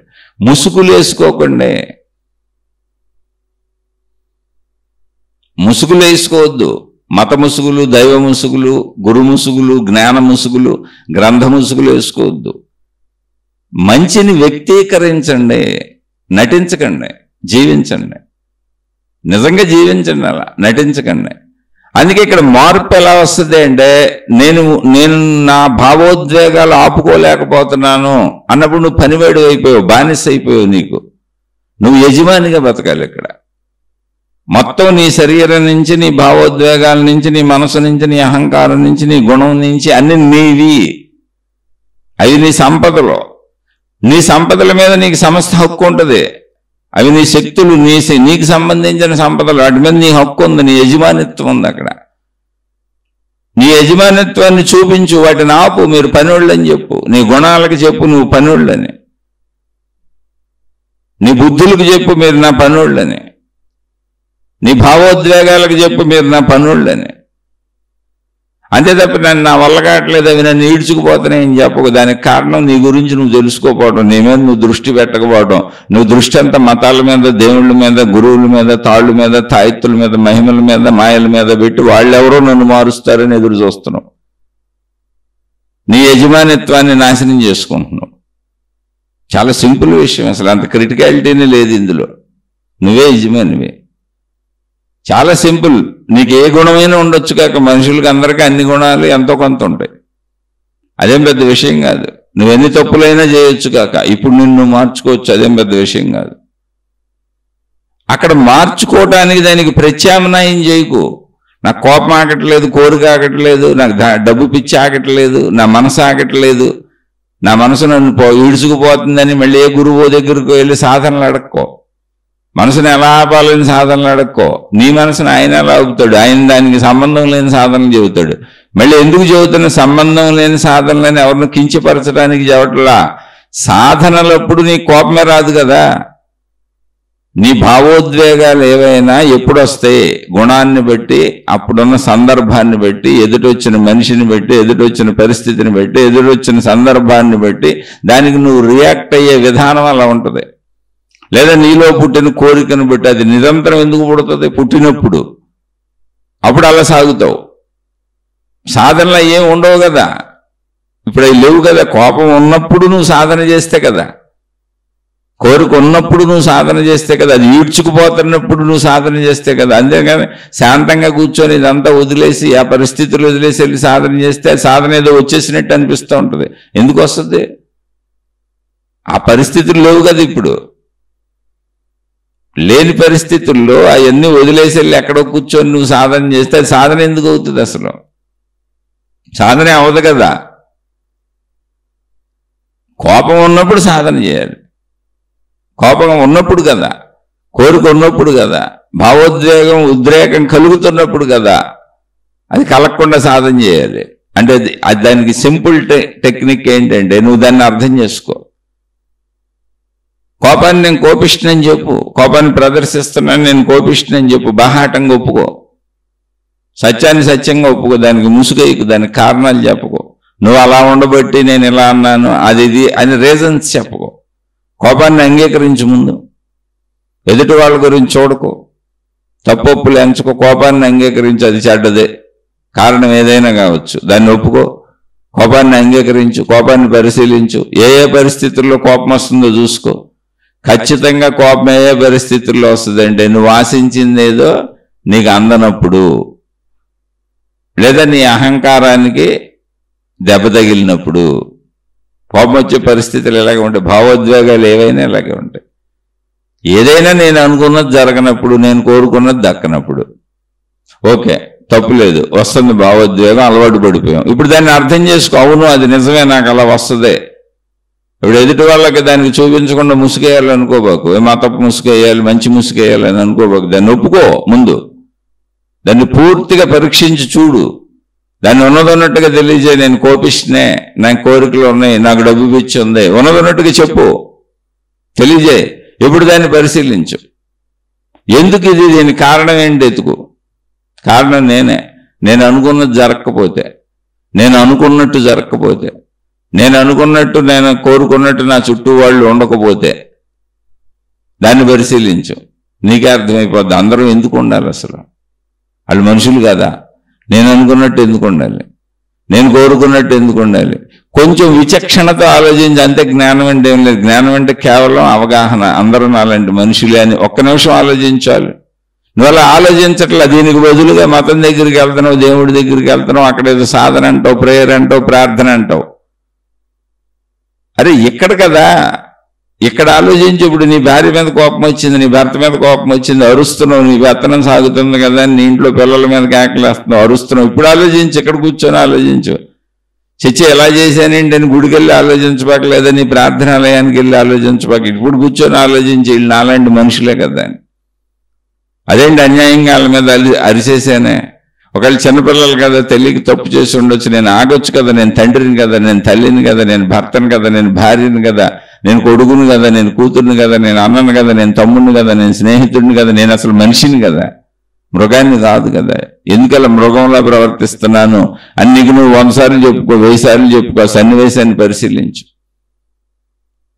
ఆగక చస్తద్దా, ఇవాళకైతే రేపు ఆగిపోతుంది. నువ్వు దాన్ని పరిశీలించడం వదిలేసి, దాన్ని ఒప్పుకోవటం వదిలేసి, నా కోపం కరెక్టే అని సమర్థించుకోవటం మొదలు పెడతావు. నా కోరిక కరెక్టే అని సమర్థించుకోవటం మొదలు పెడతావు. ఏదో ఒక రకంగా నీ దాన్ని నువ్వు సమర్థించుకోవటం మొదలు పెడతావు. సమర్థించుకోవటం వలన వచ్చిన ఉపయోగమే లేదు, ఇంకా అది పెరుగుద్ది. ఇక్కడ సమర్థించుకుంటూ ఇదంతా పోగొట్టుకుందామని మళ్ళీ ఎక్కడికో వెళ్తావు. ఇదంతా పోగొట్టుకుంటాను, నేను హిమాలయాలకు పోతాను, నేను వదిలిపెట్టి ఇక్కడ ఉంటే కుదరట్లేదంట. ఒరే నాయన, ఎక్కడుంటేనే కుదరాలేదు, హిమాలయాలకు వెళ్ళినాక అసలు ఆ పరిస్థితులే రావు కదా. నేను మారిపోయాను అనుకుంటావు నువ్వు.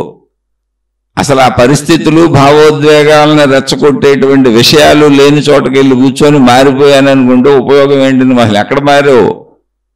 ఆ పరిస్థితులే లేవు కదా అక్కడ. మళ్ళీ ఆ పరిస్థితుల్లోకి వస్తే వచ్చేస్తే నీకు అయ్యి. పారిపోవటం కాదు, మారిపోవటం అంటే. మారిపోవటం అంటే ఉన్న స్థితుల్లో అక్కడే ఉండి నిన్ను నువ్వు అర్థం చేసుకో. ముందు దాన్ని ఒప్పుకో. నీలో ఉన్నటువంటి ఏదైనా సరే ఆ చెడుని ఒప్పుకో. నేనైనా సరే నాలో ఉన్న చెడుని అలాగే మార్చుకోవాలి, ఒప్పుకో. దాన్ని అంగీకరించు. అవును, నాలో ఇది ఉందను అంగీకరించు. అద్దంలో నీ ప్రతిబింబాన్ని చూసుకున్నంత స్పష్టంగా దాన్ని చూసుకో, అంగీకరించు. ముందు నీలో తప్పులన్నీ నువ్వు ఒప్పుకో. ఒప్పుకోండి, ఎవరికో వెళ్ళి చెప్పమని కాదు, ఉన్నవని గ్రహించు, ఒప్పుకో. ఈ తప్పులు ఉండకూడదు, అందరు నాలాంటి మనుషులే. నా భార్య అయినా, నా పిల్లలైనా, నా కుటుంబం అయినా, బయట మనుషులైనా. ఒకవేళ వాళ్ళు కొంచెం పొరపాటుగా ఉన్న నేను మనిషినే కదా, మంచిగా ఉండొచ్చు కదా. ఆ విషయం నీకు నువ్వు చెప్పుకో. 1000 సార్లు చెప్పుకో, 1,00,000 సార్లు చెప్పుకో, 1,00,00,000 సార్లు చెప్పుకో. ఆ గుణం ఎగిరిపోద్ది, ఉండదు. ఎప్పుడైతే నువ్వు దాన్ని ఒప్పుకున్నావో, ఎప్పుడైతే నువ్వు దాన్ని పరిశీలించడం మొదలు పెట్టావో, ఒప్పుకోవటం అంటే ఏంటి? తప్పుని ఒప్పుకుంటే తప్పుకు నువ్వు తప్పని చెప్పావు. ఇప్పుడు అది నీ మీద యజమానిత్వం ఇక చూపించలేదు. నువ్వు సమర్థిస్తావు. మనం ఏం చేస్తామో తెలుసా? మన తప్పుని మనం సమర్థించుకుంటాం, తప్పుని తెలుసుకోవడం అంటే. ఇప్పుడు ఆ తప్పుకు బలాన్ని ఇస్తున్నాం, అందుకే మనం దానికి బానిస అయిపోయాం, అది యజమాని అయిపోయింది. మనలో భావోద్వేగాలు తప్పు రూపంలో వచ్చినా కూడా, అవి తప్పుడు భావోద్వేగాలు అయినా కూడా, నేను ఇలా ఎందుకు చేశానో, ఇది ఎంత కరెక్టో దాన్ని సమర్థించుకుంటూ ఉంటాం, దానికి అలుగుతాం, కోపం తెచ్చుకుంటాం, మాట్లాడతాం, మానేస్తాం, ఆ పరిస్థితులకు తగ్గట్టు స్పందిస్తాం. బయట వాళ్ళు అయితే ఒక రకంగా, ఇంట్లో వాళ్ళు అయితే రకంగా. అప్పుడు ఏమైంది? నీ తప్పుల్ని సమర్థించడం వల్ల నువ్వు ఆ భావోద్వేగాలకి, ఆ తప్పుడు భావోద్వేగాలకి బానిసైపోయావు. అవి నేను ఇంకా ఇడుచుకుపోతాయి. ఎందుకంటే తప్పుని తప్పులేదని చెబుతున్నావు నీకు నువ్వే. తప్పుకే చెబుతున్నావు తప్పులేదని. నీ భావోద్వేగానికి తప్పులేదని చెబుతున్నావు, కోపానికి తప్పులేదని చెబుతున్నావు, ఈర్ష్యకి తప్పులేదని చెబుతున్నావు, అసూయకి తప్పులేదని చెబుతున్నావు, చెడు గుణాలకే అది చెడు కాదు, తప్పులేదు, పర్వాలేదని చెబుతున్నావు. ఎందుకంటే ఈ పరిస్థితుల రీత్యా చేయవలసింది వచ్చిందని దాన్ని సమర్థిస్తున్నావు. నీలో చెడుని నువ్వే ఎంకరేజ్ చేసుకుంటున్నావు, నువ్వు దానికి బానిస అయిపోతున్నావు. అవి బానిస బతుకులు కాదు. యజమానిత్వాన్ని పొందు. యజమానిత్వాన్ని పొందాలంటే ఏం చేయాలి? ఏమీ లేదు, నీలో ఉన్న తప్పులన్నింటినీ ముందు చక్కగా నువ్వు ఒప్పుకో, చూసుకో. అందుకని నిన్ను నువ్వు తెలుసుకో, నిన్ను నువ్వు గమనించుకో, నిన్ను నువ్వు చూసుకోమని చెప్పేది అందుకు. మొత్తంగా ముందు క్లారిటీగా నీ తప్పులన్నీ స్పష్టంగా నువ్వు తెలుసుకో. ఎప్పుడైతే నీ తప్పుల్ని స్పష్టంగా నువ్వు తెలుసుకొని స్పష్టంగా నువ్వు మనస్ఫూర్తిగా నీలోనే ఒప్పుకున్నావో, ఎవరికి చెప్పక్కర్లే, నీలోనే నాకు ఈ గుణం ఉంది నిజమేను, నాకు ఈ కోపం ఉంది నిజమేను, నాకు ఈ డబ్బు పిచ్చుంది నిజమేను, నాకు ఈ కోరికలు పిచ్చుంది నిజమేను, నాకు ఈ తిండి పిచ్చుంది నిజమేను, ఏదుంటేది నిజమేను నిజమేను అని నీ తప్పుల్ని నువ్వు ఒప్పుకుంటే, ఇప్పుడు నువ్వు ఎదుట మనిషికి ఇది నీ తప్పు అని నిరూపణగా ఎలా చెప్తావో అలా నీకు నువ్వు నిరూపణగా నీ తప్పుకే, నీ భావానికే, నీ భావోద్వేగానికే చెప్పావు అది తప్పు అని. అప్పుడు అది పోలీసుడు దొంగను పట్టుకుంటే అంత వినయంగా నుంచుంటాడో పోలీస్ స్టేషన్లో, అంత వినయంగా నీ ముందు నుంచుంటుంది ఇప్పుడు ఏం చేయింది నేనని. ఎందుకని నువ్వు తప్పని చెబుతున్నావుగా, సమర్థించట్లేదుగా. దొరికిపోయిన దొంగ అది. ఇప్పుడు పోలీసుడికి దొరికిపోయిన దొంగ, నీకు దొరికిపోయిన భావోద్వేగం, నువ్వు దాన్ని సమర్థించట్లా. అందుకనే తలదించుకుని ఉంచుకుంటుంది నీ ముందే, ఏం చేయను అని, ఇక తప్పులు చేయకని చెప్పు. ఒకవేళ కాదని చేసేస్తుంది, మళ్ళీ చెప్పు, మళ్ళీ చెప్పు, మళ్ళీ చెప్పు. నువ్వు యజమాని వైపో, నీ భావోద్వేగాలకు యజమాని వైపో, నీ గుణాలకు యజమాని వైపో, నీ స్వభావానికి యజమాని వైపో, నీ శరీరానికి యజమాని వైపో, నీ మనసుకి, నీ బుద్ధికి, నీ సర్వస్వానికి నువ్వే యజమాని వైపో. ఎందుకంటే నిజంగా నువ్వు యజమానివే. యజమానిత్వాన్ని వదిలేసి బానిసగా బతుకుతున్న మనం, నన్ను ఈ బానిస బతుకు నుంచి తప్పించండి అని మతాలని, మార్గాలని, గురువుల్ని, దేవుళ్ళని, జ్ఞాన గ్రంథాలని అడుగుతున్నాం. నాకేమన్నా సాధనలు చెప్పండి, నన్ను నేను ఆపుకోలేకపోతున్నాను, నన్ను నేను అదుపు చేసుకోలేకపోతున్నాను, మీరందరూ వచ్చి నన్ను అదుపు చేసేయండి అని. కుదరదు. కుదిరితే ఎప్పుడో చేసేవాళ్ళు. అసలు కుదరదంటానికి నిదర్శనే ఇప్పటికీ ఇది సాగుతూనే ఉంది. ఇంకా నిన్ను నువ్వే మార్చుకోవాలి. ఉద్ధరేది ఆత్మదాత్మానం. ఇందులో పెద్ద విషయం ఏమీ లేదు. పదాలు బరువుగా ఉంటాయి, బోధలు బరువుగా ఉంటాయి, మతాలు బరువుగా ఉంటాయి, మత బోధలు బరువుగా ఉంటాయి, దేవుళ్ళు బరువుగా ఉంటారు, దైవ బోధలు బరువుగా ఉంటాయి, గురువులు బరువుగా ఉంటారు, గురు బోధలు బరువుగా ఉంటాయి. అన్ని బరువుగా కనపడతాయి, కానీ అక్కడ అసలు విషయమే లేదు. భావోద్వేగాలు నీవి, గుణాలు నీవి, స్వభావం నీది, బతుకు నీది, జీవితం నీది, బతుకుతుంది నువ్వు, మొత్తం నీ చేతిలోనే ఉంది. జస్ట్ నువ్వు నీకు యజమానిగా బతకాలని నిర్ణయించుకో అంతే. అలా నిర్ణయించుకున్నప్పుడు నీలో ఉన్న చెడుల్ని స్పష్టంగా ఒప్పుకో, నువ్వు కూడా నీ చెడుల్ని స్పష్టంగా చూడు. అప్పుడు నువ్వు రెండో మనిషిని చూసినట్టు కనపడతాయి. నువ్వు బయట ఉన్న ఒక చెట్టుని ఎంత స్పష్టంగా చూస్తావో, ఒక మనిషిని ఎంత స్పష్టంగా చూస్తావో, అద్దంలో నీ ప్రతిబింబాన్ని ఎంత స్పష్టంగా చూసుకుంటావో, నీలో ఉన్న గుణాలను అంత స్పష్టంగా చూడు. ఏమరపాటు గల తోసేసినట్టు చూడబాక, ఈ గుణం ఉందలే పర్లేదులే ముసుగేసేద్దాం, అలా చేయొద్దు. ముసుగులేయొద్దు, తోసేయద్దు, ఆ గుణాలను సమర్థించుకోవద్దు. నీకు పిచ్చుంటే పిచ్చుందని చెప్పంతే, ఒప్పుకో. ఎవరితో? నీతో నువ్వే. ఎప్పుడైతే నీతో నువ్వు నీ గుణాలను సమర్థించుకోకుండా, నీ గుణాలను స్పష్టంగా, నాకు డబ్బు పిచ్చింది, నేను లోభిని, సంపాదిస్తాను కానీ ఖర్చు పెట్టను, భార్యాపిల్లలకు కూడా పెట్టను, దాయటమే నాకు ఎక్కువ ఇష్టం అన్నావు అనుకో, నీ లోభత్వం నీ ముందు తలదించుకుని నిలబడి నుంచి ఉంటుంది. ఇప్పుడు నీలోని లోభిని ముందు తలదించుకుని నుంచుంటాడు, ఆ భావోద్వేగం తలదించుకుని నుంచి ఉంటుంది. నువ్వు కోపాన్ని స్పష్టంగా ఎక్కడ పడితే అక్కడ అరుస్తున్నాను, కరుస్తున్నాను, కోపం వచ్చేస్తుంది అన్నావు అనుకో, నీలో నువ్వు స్పష్టంగా దాన్ని గ్రహించావనుకో, ఆ కోపం అనేటువంటి వాడు నీ ముందు తలదించుకుని ఉంచుంటాడు, ఆ భావోద్వేగం నీ ముందు తలదించుకుని ఉంచుంటుంది. పోలీసుకు దొరికిన దొంగల్లాగా అందరూ తలదించుకుని ఉంచుంటారు. అలా నీలో ఉన్న చెడులన్నీ గమనించుకో. అది ఆధ్యాత్మికత అంటే, అది సాధన అంటే.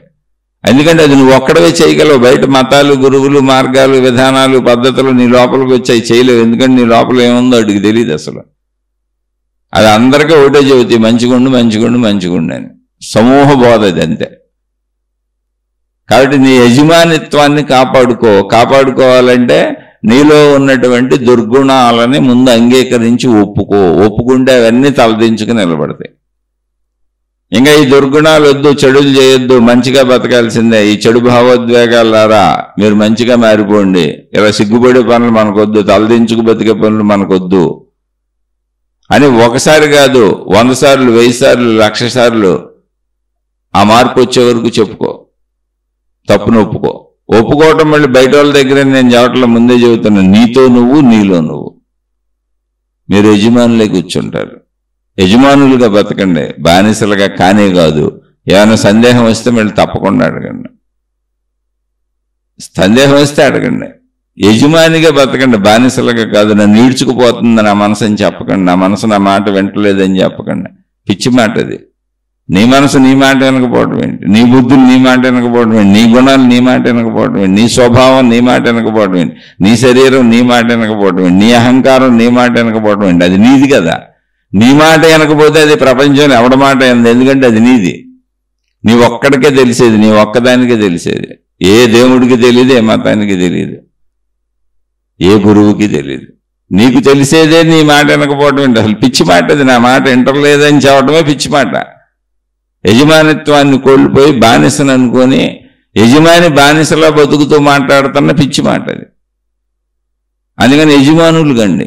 యజమానులు కావడానికి ఎందాక చెప్పుకున్నాం, జస్ట్ తప్పు ఒప్పుకో, వాటిని పరిశీలించు, యథాతథంగా దాన్ని పరిశీలించు. ఆ భావాన్ని, ఆ తప్పుని, ఆ గుణాన్ని, ఆ స్వభావాన్ని దాన్ని అంగీకరించు. ఎమట నీ ముందు తలదించుకు నిలబడిపోద్ది. పోలీసు ముందు తలదించుకు నిలబడిన దొంగలా. మళ్ళీ చేయకని చెప్పు, నువ్వు యజమాని అయిపోతావు. నువ్వేం చెబితే అలాగే పనిచేస్తాయి. ఆ స్థితిని నేర్పేదే ఆధ్యాత్మిక జ్ఞానం, అంతే తప్పది అద్భుతాలు మహిమలు మాయలతో వచ్చేది కాదు. కేవలం అవగాహన. ఇలా చెప్పుకోవటమే, నువ్వు అలా చేసుకోవటమే అంతే. అంతకు మించి అక్కడ ఏం అద్భుతాలు లేవు. నీ నెత్తి మీద ఎవరో చేయబెడితే నీలో ఉన్న చెడంతా వాళ్ళ చేతిలోకి వెళ్ళి మాయమైపోదు. అలాంటివి ఉండవు ఇక్కడ. కేవలం గుణమార్పు నువ్వు చేసుకోవాల్సిందే. దానికి అవసరమైనటువంటి విధానాలు చెప్పబడతాయి. ఇప్పుడు మనం మాట్లాడుకుంటున్నట్టు నేను ఎలా మాట్లాడాను, ఇంకోళ్ళు ఇంకోలా మాట్లాడచ్చు, ఇంకో గ్రంథం ఇంకోలా చెప్పచ్చు, ఇంకోళ్ళు ఇంకోలా చెప్పచ్చు. కానీ అక్కడ విషయం నిన్ను నువ్వు మార్చుకోవటం, గుణమార్పు. ఆధ్యాత్మికత కేవలం అవగాహన మాత్రమే. మిగిలినంతా నీకు నువ్వే చేసుకోవాలి. అందుకే యజమానులా బ్రతుకుదాం, బానిస బతుకులు వదిలేద్దాం.